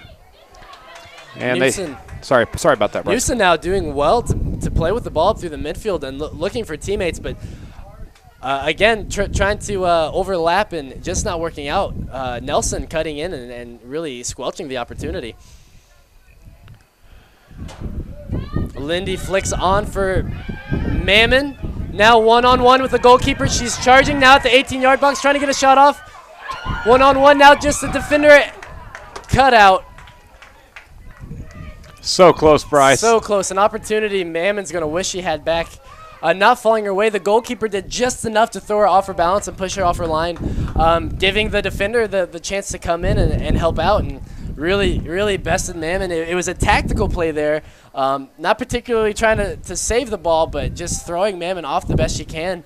And, boy, it worked. It worked. That was their best bet, and that's what they did. Again, it's nice to see her with that nose for the goal. You'd expect that Carson Keithley actually on the end of one of those balls using that blazing speed, but still Mammon not afraid to show her presence in the game. Keithley now making nearly the same run, but on the outside being pushed down. Clearly a foul. Did he call it? I think they did not call the foul. No foul called. Looks like Bailey Fox is going to be subbed in for number 22. Lillian Stover. It's the one I have been talking about that I'm so impressed by. Freshman that she really plays like a very experienced player. Harvey has a lot to say about Stover. She's so well coming off the bench, not afraid to make big decisions, and being an impact player. She's not afraid to help, and that's exactly what we need. Lindy Saunders now at the edge of the box trying to get a cross in. Going to be a corner. Again, on Lillian Stover, Harvey is a big fan of her. Says she's never afraid to help, and actually the backup goalkeeper at the moment. So she's super versatile, multi-sport athlete, ready to come in and just help wherever she can. You know, she was a Bishop Hogan basketball player. Something that we just keep noticing is that those basketball players really make great soccer players. Absolutely. Phenomenal on positioning. Now Mariah Cox doing well to position herself after getting a good touch on the ball. Perhaps just a bit too high. Defender pushing her off her balance and not able to get the shot off. Going to be another corner taken by Lindy Saunders. How many set pieces do we have so far, do you think, Bryce? Set pieces, I would say 3 or 4. Yes, I'd say so. 3 or 4 set pieces going on to be our at least 7th corner now. Yeah. Into the box. Played back out exactly to where the corner kick was taken. Chipped in. Inches away from the crossbar. Nearly going in. So maybe 3 or 4 corners, 3 or 4 set pieces. That's really good. I mean, one of these is going to go in soon if those statistics keep up. Interestingly enough, Cameron doing well to sequence passing now. They're finding each other. They're trying to overlap. Not all on the same page yet. The chemistry isn't worked out, all the bugs quite yet, but perhaps if Newson can really work with her teammates one-on-one, they can really benefit from shooting those channels. Now, Lindy Saunders one-on-one with center back for Cameron, trying to play it in. An audacious attempt, trying to take the goalkeeper on one-on-one, perhaps trying to cut her up and beat her out herself, but Cameron goalkeeper wasn't about to have that. Some excellent hustle. The Cameron player, the defender, was really trying to shield the ball, hoping it would go out, and Lindy ran right past her, got to the baseline before it went out, used the side of her foot to keep it in and take a shot. Ball's at midfield now, and while ball's at midfield, I'll say the reason that actually now the ball's not at midfield. Cameron's got it at their end. Playing it through. Haley Jones still doing well to clean it up. Now with Hannah Jones, her younger sister, the freshman, playing it up for Lindy Saunders. perhaps trying to find Miranda, who's doing well to stay on side, dropping back a yard. Lindy Saunders doing her best to beat the fullback on the left side. Change of speed, change of pace, a low-driven ball played off her shins. Cutting her up again, looking for a ball across. Miranda Mammon alone, looking for the shot. She gets it off, and it's a goal. One of those crosses, Bryce, that Lindy just keeps firing away, and there's Miranda's goal. Miranda does so well to be patient, take her time, set herself up. She knew she had about 30 to 45 seconds to make a good decision. The goalkeeper was planted on her line. She caught her flat-footed. Even if she chose a side, it was essentially a PK at that point. I mean, Absolutely. 75% of a chance going in. Absolutely. Absolutely. So here we are. Chillicothe winning 2-0 with 24 minutes left. 2-0 Chillicothe. And what I was going to say when the ball was at midfield earlier that I will now say as we're getting ready to kick off, as Cameron's getting ready to kick off, the reasons we've talked several times about basketball players and soccer, the reason that basketball players make great soccer players is because they're taught continual movement.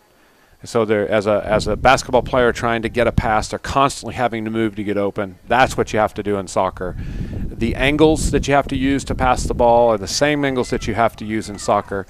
Many people have said over the years, I've heard it said many times, that soccer is really like basketball with the feet.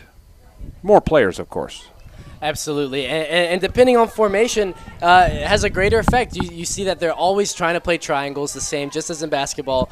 The defensive positioning is exactly the same. Man marking and everything is so comparable and so similar that you see the basketball players, they often play great soccer. Jacob McKitty, a perfect example, a phenomenal basketball player for Chillicothe, came into the soccer program and fit in flawlessly at a defensive mid position because he knew exactly how to close in on players.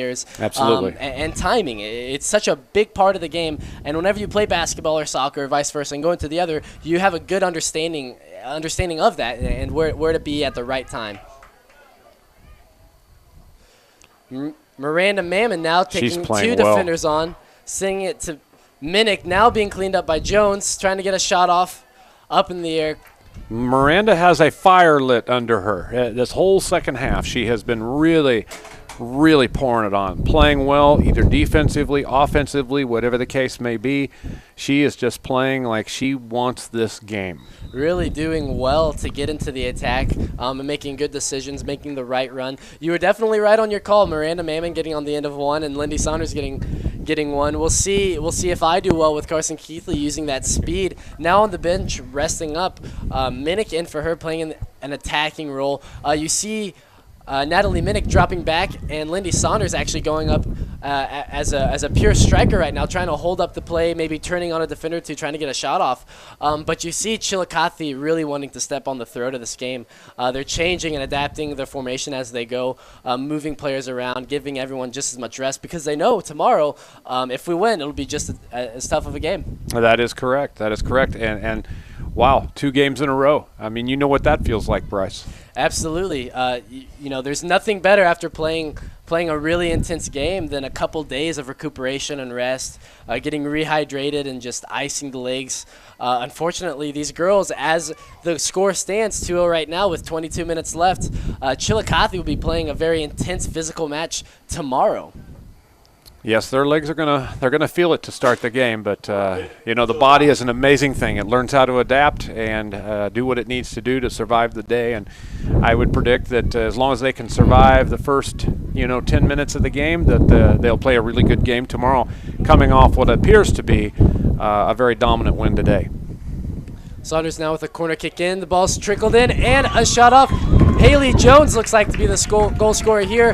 Ball bounced off the ground, taking a half volley with the outside of her foot. An awkward shot, very difficult to make, but she does very well to put it in past the goalkeeper.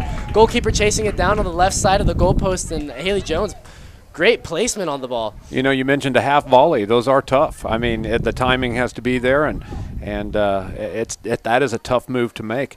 And we both commented on Haley getting herself in scoring position, and I guess there's her reward right there. Yes, Haley Jones doing so well on both thirds of the field, not letting anything past her. the sweeper position, she's doing well to clean up anything Bailey Fox lets by. And then again in the attack, being so physical and so strong, almost pushing off the defenders and creating an opportunity for herself. Has done so well on 3 corner kicks, and now she's just enjoying the fruits of her labor. You know, most of our girls now are playing like they're on fire. It's very nice to see, and I would really love to see, and I think it's so important to learn at this age.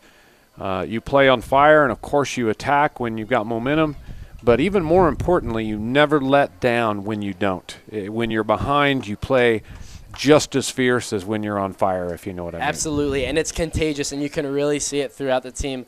Each member just trying to get on the score sheet the best they can, but not being selfish at the same time.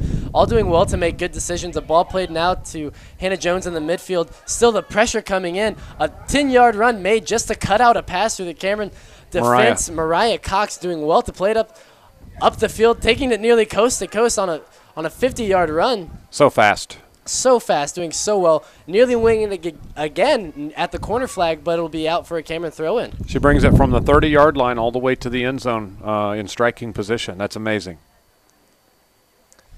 Doing so well to communicate and really having a good idea of where each other's at.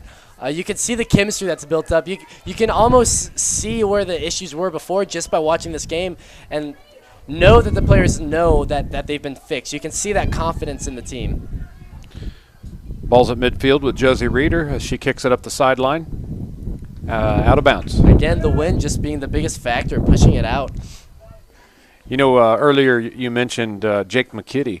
Nate McKitty, his brother, plays essentially the exact same position now for the team and plays an awful lot like Jake, just an excellent defender. Funny how the multi-sports athletes factor in the games, and also the ones that have older sibling role models in the sport. You see Hannah Jones coming in as a freshman looking like a senior, and her older sister's been an integral part of the team for a few years. You see that mentorship being a huge part of the game. And well, even with your sons, you see how the older sibling almost pushes them to an extent, and by the time they're their age, they're if It's not true. the same, better. It's true. In the case of my sons, they would go out in the backyard. We had 2 soccer goals, and they would do one-on-one for hours. And I can assure you that the older, stronger, quicker, older brother, because of age, certainly challenged the younger one to become a much better player than he would have otherwise. Absolutely. We now see Cameron on what looks like their 4th corner kick of the game, sending it in, scramble in the box. Half volley taken by Cameron midfielder number 14, Carly.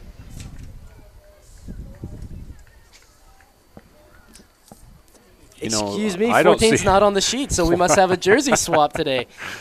Yes, 14's not there. We would love to call the name of the girl that took the half volley for a potential score for Cameron, but we do not have that number on our sheet today. Regardless, ball went about 10 yards over the crossbar. Like we said, half volleys are an incredibly difficult shot to make, and depending on the angle, exact same shot Haley Jones got off from the same angle. The wind maybe being a little bit of a factor, but Haley Jones just proving to be slightly more experienced in the 6-yard box and being the wiser to execute it better. You know, the coaches have done a good job of teaching these defenders to not over-pursue. You mentioned timing earlier. Hannah Jones just blazing through the midfield trying to win that ball. Cameron goalkeeper sees it and cleans it up clear at the tip of the 18-yard box. And you're right, I definitely see that. Even though we're forcing the issue, the defenders do not overcommit, and we see that in the game. They love to distribute, and rather than seeing central midfielders making the decisions, it's the defenders. It's the Bailey Fox and the Samantha Baldwin. They're really doing well to win the ball, the first and second ball each 50-50, and then being the playmaker, making that killer pass, the high risk, high reward mentality. Absolutely. And of course the secret to not overcommitting is once you've run past your offensive player, they're on their own, and it's going to take another defender to come and help because you're not there. And so they leave their offensive player and they're not able to mark up, and there's always somebody open from that point on. But if a defender will simply slow the player down, whether it be by shadowing and not over pursuing and waiting on defensive support, or as we talked about earlier, in some cases you even need to foul if you're not in a crucial area to slow the player down, allow your defenders to set up to help out. You don't have to steal every ball. That's the key. Absolutely, absolutely. And Chillicothe doing really, really well to just exploit Cameron, and you know, they're doing their best to play their positions the best they can, and it's showing. Number 18, Bailey Fox, had a really, really difficult collision with a Cameron player, and that had to hurt. Had to hurt both of them, actually. Bailey is up. The Cameron player is going to have to go off the field. Bailey really probably got the better of that collision. She landed right on the Cameron player. Nicole Proven, the one down, and taking her time getting up too. Looked like she took most of it in the lower back and then also in the stomach region, just hitting the ground very hard and then getting landed on pretty hard as well. Yes, Bailey never backs down, and sometimes it causes some pain for both of them, but she just does not back down as a defensive player. Absolutely. What I love about this Chillicothe girls soccer team is it's a team that can teach a boys soccer squad a lesson or two in physicality and aggression. Absolutely. That is very true. Very true. They're very good with just being aggressive, using their shoulders, using their bodies to slow the other player down, stop their momentum. Now a goal kick for the Cameron goalkeeper. Some noise from the crowd. The wind blowing a ball from off the field into the goal. Something rather funny. Reminds me of a trip we took to state soccer competition about 4 years back. We saw a plastic plate make its way into a goal, and of course the crowd went absolutely wild. Yeah. Mostly high school boys there watching, and the stands absolutely full. Very comical. You know, they were yelling goal. One of the, and you might know who it is, Bryce, that Newsom getting a shot off about 30 yards out. A driven ball, a lot of pace on it, about 5 feet wide of the right post. Could have given Jaylene a lot of issues if she put it on frame. In any event, to complete my thought there, what they were yelling was goal, and there's an announcer who will yell goal, and it just goes on, and I think that's what some of them were doing. Right. Because of the wind blowing the ball into the goal. Very funny. Cameron now actually dominating possession. A lot of lateral movement and some build-up in the play. Again, just looking for that killer pass and losing it due to the wind. Jaylene now with the ball, taking a punt, sending it up for Samantha Baldwin, going up the left byline. One-on-one with the defender now. Lindy Saunders being her only option. Again, ball traveling just too fast and can't get a good foot on it. She got very close. She hustled a lot. If she could have got that left foot on the ball, we had Lindy as an option to send the pass to, and you know, that was a good run. That was a good run that she made there. I assure you, she's tired now. Yeah, it's really unfortunate for the wind. It looks like as if the ball kids are getting a little more of a workout than the substitutes today. Yeah, the ball just keeps going out. And then if it goes the right direction, the wind just takes it further and further. Nelson, first-year player, taking Newsom on one-on-one. Trying to take her out of the game. Cannot. Newsom gets a cross in. Is cleaned up by Bailey Fox. Excuse me, Hannah Jones still with the ball. Amazingly, taking on two Cameron defenders on her own. Gets played out for a Cameron throw-in. We have a few substitutes in. It looks like Rebecca Pitchford is in for the Hornets. And you mentioned Brooke Nelson. She is in for the Hornets. And so it looks like maybe we're going to, with a 3-0 score with 12:36 left in the game, it looks like we're going to attempt to rest some of our players for tomorrow's game. Pretty wise. It would appear so. Megan Dominic just now taking the ball across the 18-yard box, playing it out for someone to get a shot off. Cameron picking it up now on the attack again. Cameron really using the wind dying down as an advantage, trying to possess the game as much as they can. But still the lateral movement across the field, the wind just being slightly too much. Definitely getting their heads in the game and creating more chances finding Newsom and really getting shots off. Saunders one-on-one with the goalkeeper now. Defender, center back, cleans it up, sends it through the midfield. Looks like Bailey Fox will be here to clean it up. Hannah Jones passes it back to Bailey Fox. Lindy Saunders in an offside position.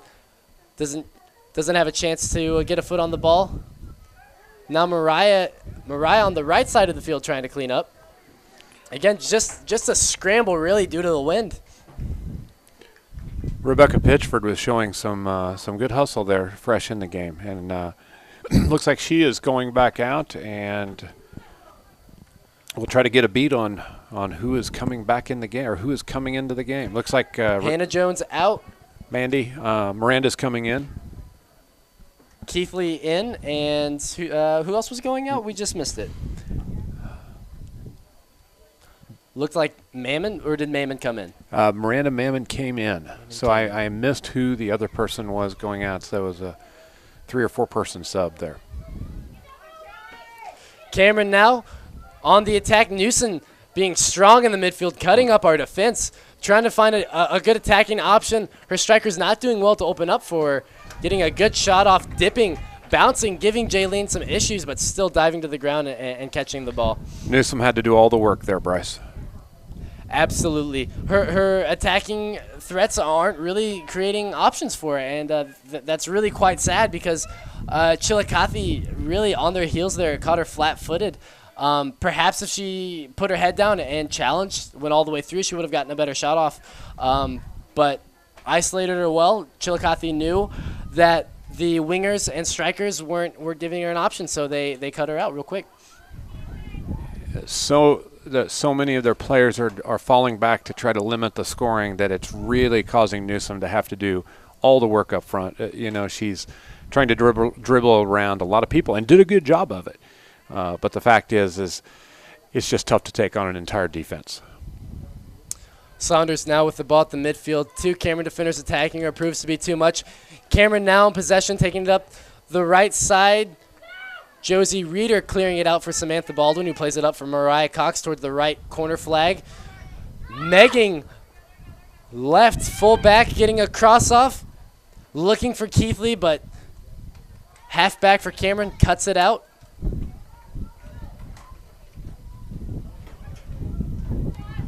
Baldwin does well to get a turn off.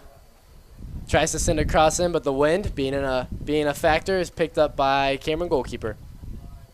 Mariah did a great job there of controlling the ball over on the far sideline and getting it pushed into the middle. We just about got a shot off. It got knocked back out, and we brought it back in one more time, but still failed to do it. Newsom feeding it to her striker. Haley Jones doing well to push her off her balance and cutting the play out. Plays it out for left striker for Cameron. Josie Reeder really does a good job cutting it out at defense. Josie Reeder always ready to pounce. Like I was saying earlier, Harvey is a firm believer in how safe of a player she is. She knows exactly when she can and can't win a tackle. So and she reads the play early. So whenever you see a ball like that played in, she's going to win it nearly 95% of the time. Are we going to see another Chillicothe score with 8:24 left in the game, Bryce? Chillicothe being up 3-0, you don't exactly see them in the attacking third at the moment. Perhaps if there's a momentum change within the next 3 or 4 minutes, we can count on another goal. As of right now, I think the scoreline stands. But as I say that, there's a foul called at the 30-yard line for Chillicothe, and it's a free kick for us. So that could be exactly the momentum change I was referring to.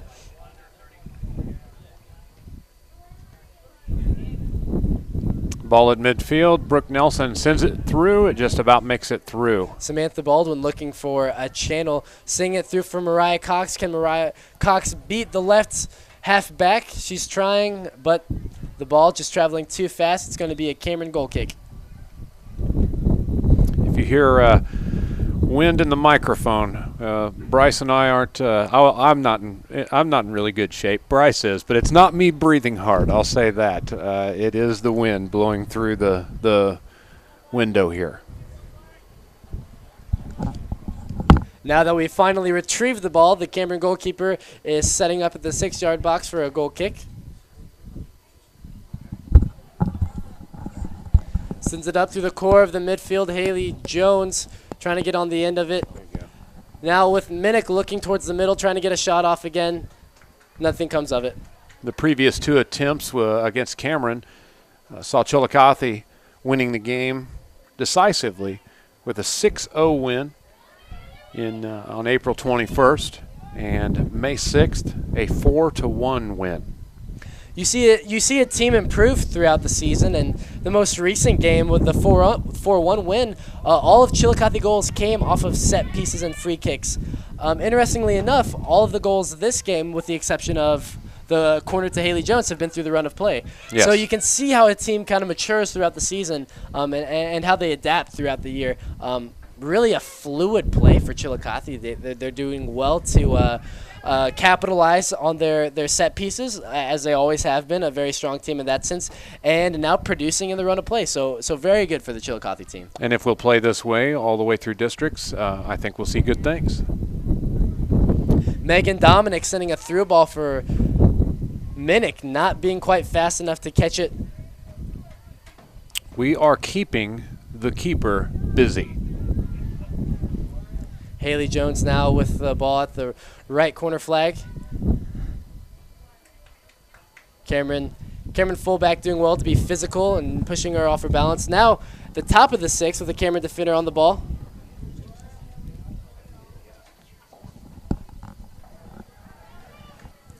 Cameron looking to counter now, playing it up the byline. Josie Reeder stepping in, winning the ball, but still Cameron in possession, playing it up for our left striker. Plays it to the middle for Newson.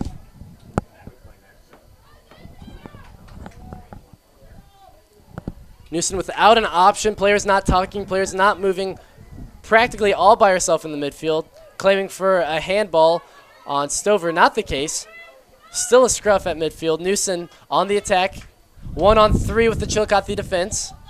Looking to get a cross in. Is the wind going to be too much here? Stover getting a head off. And we have a Cameron free kick at the moment.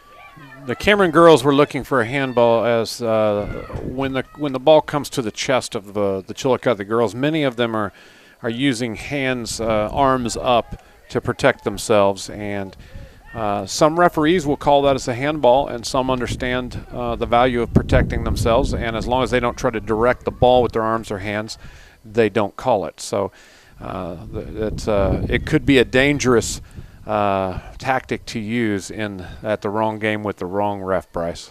Right. Newson, out of desperation, taking a shot at the goal, sending it far right and far high, missing the goal, not even on frame, throwing her hands in disbelief. She knows how the game's going to end up now with 3 minutes left. With a quick word, the score of any athletic event generally forgotten over time, but the actions of players, coaches, and spectators leave lasting impressions. The next time you attend a high school game, think of how history will remember you. Choose good sportsmanship and help rekindle the spirit of citizenship. Remember, the lessons you teach today will help develop better citizens in our communities for tomorrow.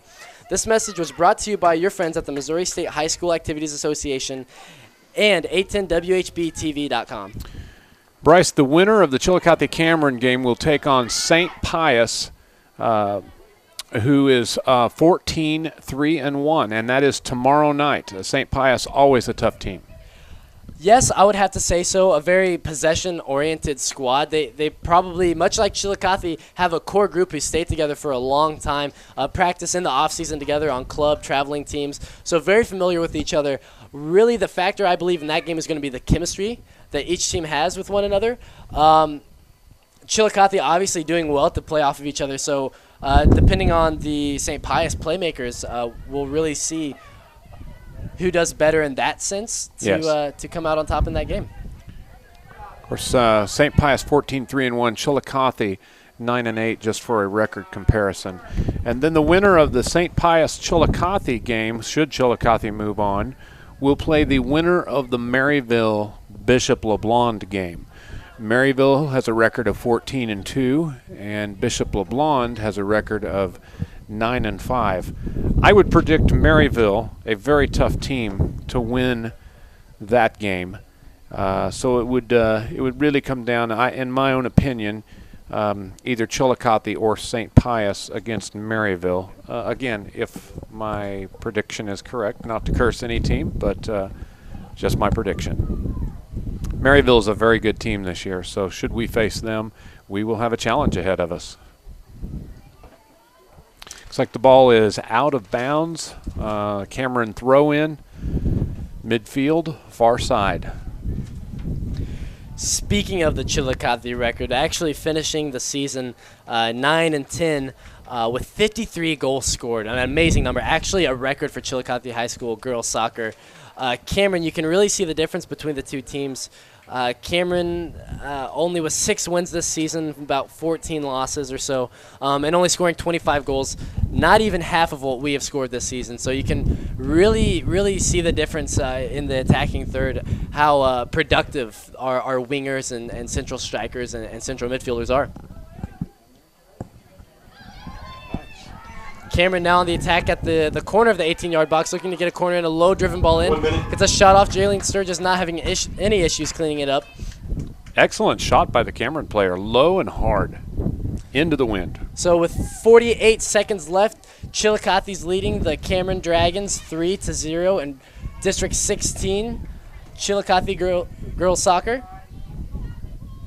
You know, Bryce, we were both correct about the 3 points, but neither of us was correct about exactly who would score them. We were right about that 3-0 scoreline, and it wasn't a tough prediction to make. You could really tell that the wind was gonna benefit us.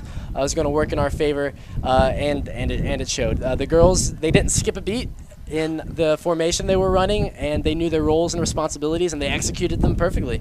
They sure did. It's love to see the love to see the fluid play. A lot of team unity here tonight. So with the last touch of the ball, Mammon will send it in across to Jones, but cut out by halfback for the Cameron Dragons. Chillicothe will move on tomorrow against St. Pius the 10th in round 16 district soccer.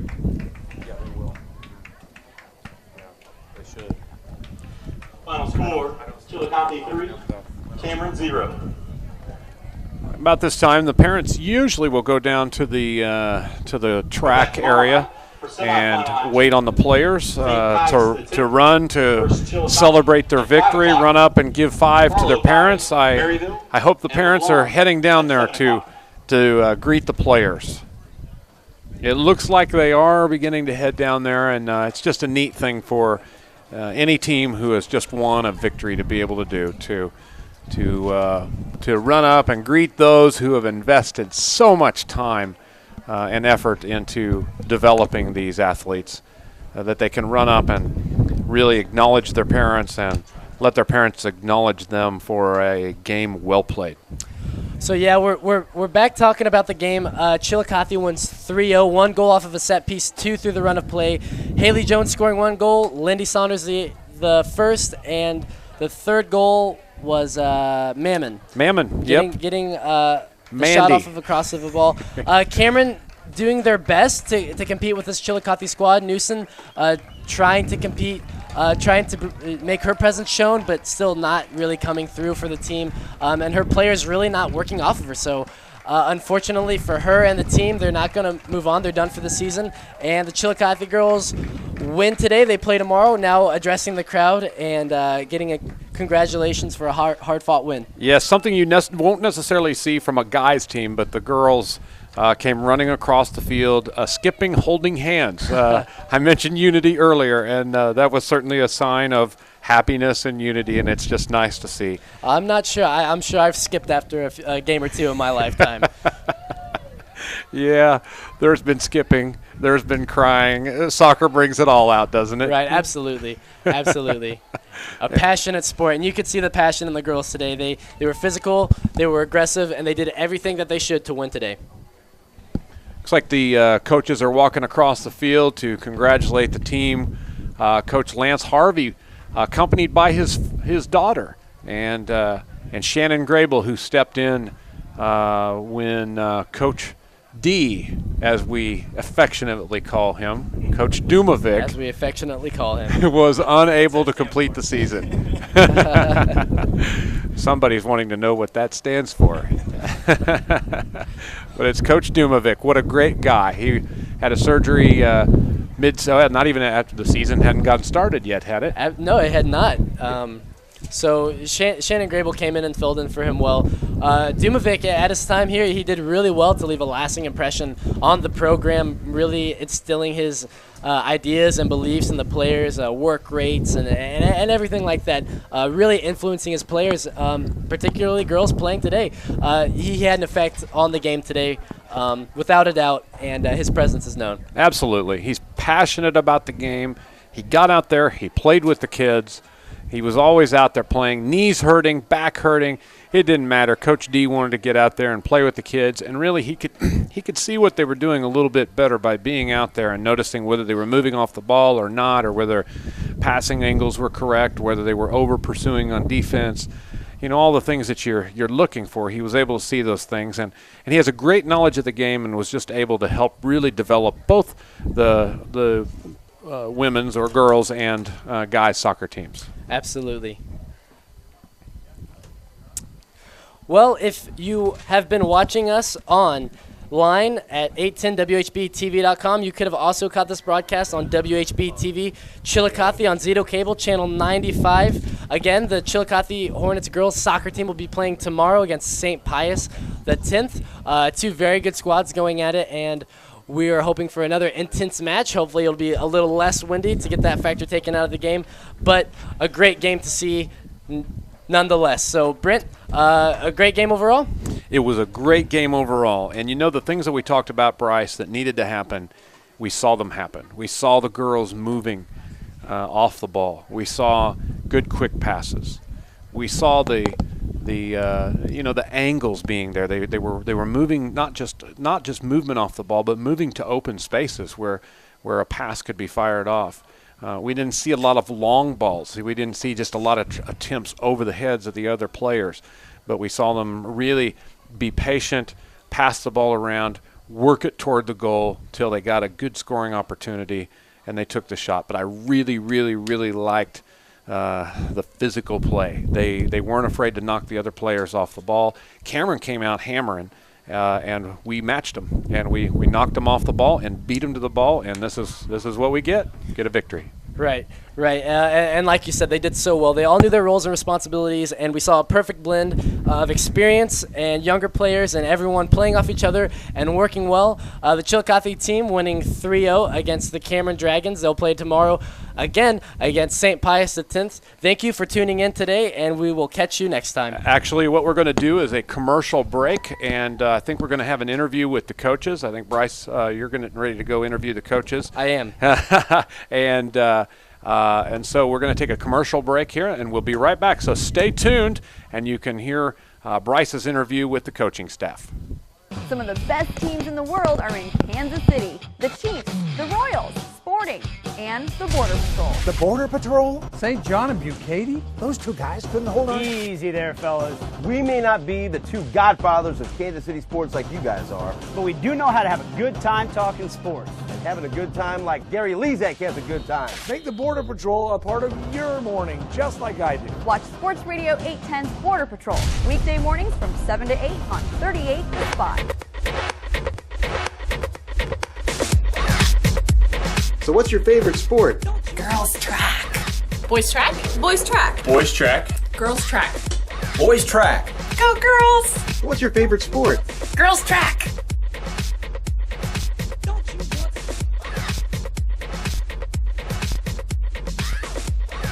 So what's your favorite sport? Definitely soccer. No, wait, girls soccer. Girls soccer. Girls soccer.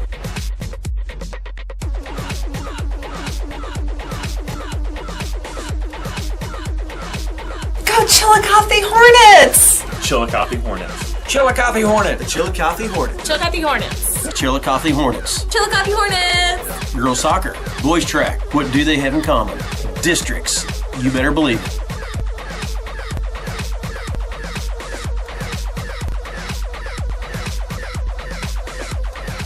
Pink League Baseball is right around the corner, and the Chillicothe Mudcats will soon begin their 14th season at Schaefer Memorial Park, the summer home of 55 Major League Baseball draftees. Yeah, and you can watch the Mudcats this year on Mudcat TV. And expect more fun at the ballpark, more prizes, more games, more promotions, and play baseball bingo once a week. And of course, collegiate baseball at its finest. The season begins May 30th versus the Spooner Wisconsin Bandits. 105.9 The Wave, glorifying him and encouraging you. Come on and shake, shake, shake like you shake, shake, shake, shake like you shake. You're an overcomer. Stay in the fight to the final round. When you don't know what to say, just say Jesus. There's still power in the name of Jesus. It's our goal to be here 24 hours a day, 7 days a week on your FM dial and on your browser at 1059thewave.com. Give us a try and see how we glorify Him and encourage you. Just say Jesus. Golf season is right around the corner. Make Green Hills Golf Course in Chillicothe your first choice for play. The course offers large sweeping greens and forgiving fairways and makes for an enjoyable round for players of all skill levels. We also offer a full-service golf shop, stocking Nike Golf, Bridgestone, Titleist, and FootJoy products. The course also conducts golf club fittings using the Mizuno golf fitting system. Be sure to check us out on Facebook by searching Chillicothe Golf or on Twitter at Golf Chillicothe. You can also check out the website greenhillsgolfcourse.com or call 660-646-6669. Whether it's a birthday, anniversary, or just to show someone special that you care, give the gift that keeps on giving. Precious jewelry from Lauhoff Jewelry. Surprisingly affordable and always to be treasured, a gift of diamonds and gold will provide years of enjoyment for the ones you love. Lauhoff Jewelry has 2 locations to serve you. See us in the Williams Shopping Center in Trenton and on the west side of the square, downtown Chillicothe. It's special Lauhoff's jewelry and gifts.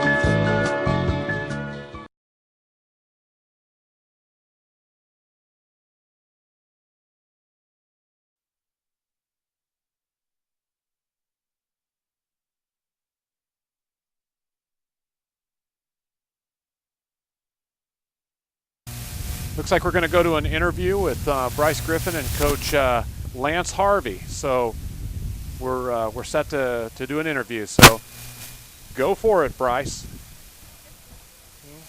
I will get you right after. All right. Right after Coach. So here we are with Chillicothe head coach Lance Harvey. Do you want to give me your thoughts on the game today? Well, I think we played as well as we could play considering the windy conditions. You know, I think some of the gusts were 25 or 30 miles an hour, so it was hard going into it. It was hard going with it. But we stayed true to our game plan. We didn't try and change things up just based on that. We tried to keep the ball on the ground, play it outside, and then we just found people in space. We finished well today. You say you stuck to your game plan. Was there anything specifically that your girls did that definitely won the game for you? I think their aggressiveness to the ball. You know, we've been preaching being first to the ball the whole year, and that's really started to take. And so we were definitely the aggressor, and once we did that, got our first touch, we were able to control that and keep the ball, you know, within the frame of our offense. And the girls were filling, and then they were coming back on defense, and, you know, we were just getting up and down the field pretty well as a team. We were talking pretty well today. I think we communicated pretty good. So all over team effort, you know, it was what we talked about all year. Right. You say it was a team effort, but were there any girls today that were any key components or key factors to today's win? Of course, Lindy is always a key component. She runs things out of the center for us, and so when she gets the ball on her foot, she's hard to, you know, defenses collapse around her, so she creates a lot of space for other players, and even if she's collapsed on, she can create space for herself, and it's just a dangerous situation all the time when she's got the ball at her foot. Today, Miranda Mammon, you know, she had some excellent touches, and, you know, just with a few better bounces, I think she could have scored more than the one goal that she did score. She had a fantastic game. And Megan Dominic out on the wing, she just did a great job just being there, dropping back on defense, getting up and transitioning in offense. So the two seniors played well. Any remarks on how solidified your back line was today? they were excellent today. You know, I showed them at halftime with the wind against them. They only allowed 2 shots, and you know, they talked. They play like a unit. You can tell they trust each other. You can tell that they've played a lot of games together, and that they're just willing to, if Josie makes a run up, they slide over. There's no loss in transition. And of course, Bailey, she's tough as nails. She's got about 50 different injuries right now. She plays through them. So it's a solid defense. I wouldn't go into a game with anybody else. Right. The last time you played the Cameron Dragons, you won 4-1, all goals coming off of set pieces. Today, 1 goal was off of a set piece, 2 were through the run of play. Do you compliment any of that fluidity to something you've been doing in training, or is that just the chemistry that's come throughout the season? I think it's chemistry. You know, we work on set pieces, we work on corners, and just like any other team would. But you know, and it is a lot of repetition that we do. So there's no question about what's going to happen whenever the ball comes off our foot. But a lot of it just has to do with being confident, and after getting into the flow of play, knowing exactly what it's supposed to look like on these set pieces. So our girls are just gaining confidence, crashing the ball, and it's paying off for us. Excellent. Thank you very much.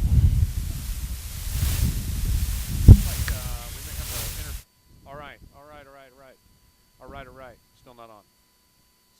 2 assists on the day. Do you want to walk me through those specifically? The first goal of the day was I got a pass. I can't remember from which player, and I was in the middle, and I cut around a girl and kicked it with my left foot, and it went right past the keep. And then the next goal, I think, was off a corner kick, and I sent one in off a corner to Haley Jones, and she volleyed it in. And the third goal, I crossed from the right side to Miranda Mammon, and she was on the back side, and she slid it right in. She pounded it right past the keep. Very cool. Something that we've talked about is the influence you have on this team. You're a holding striker, but also an attacking mid presence, and you really force issues to be made. Not exactly known as a channel runner. You create options for your team. What kind of role do you think you play for your team? I just think I can be a pretty good leader. I've played a lot longer than most girls, but they've come through, and we play as a team, and I can't take any of the credit. It's just all as a team and our coaches.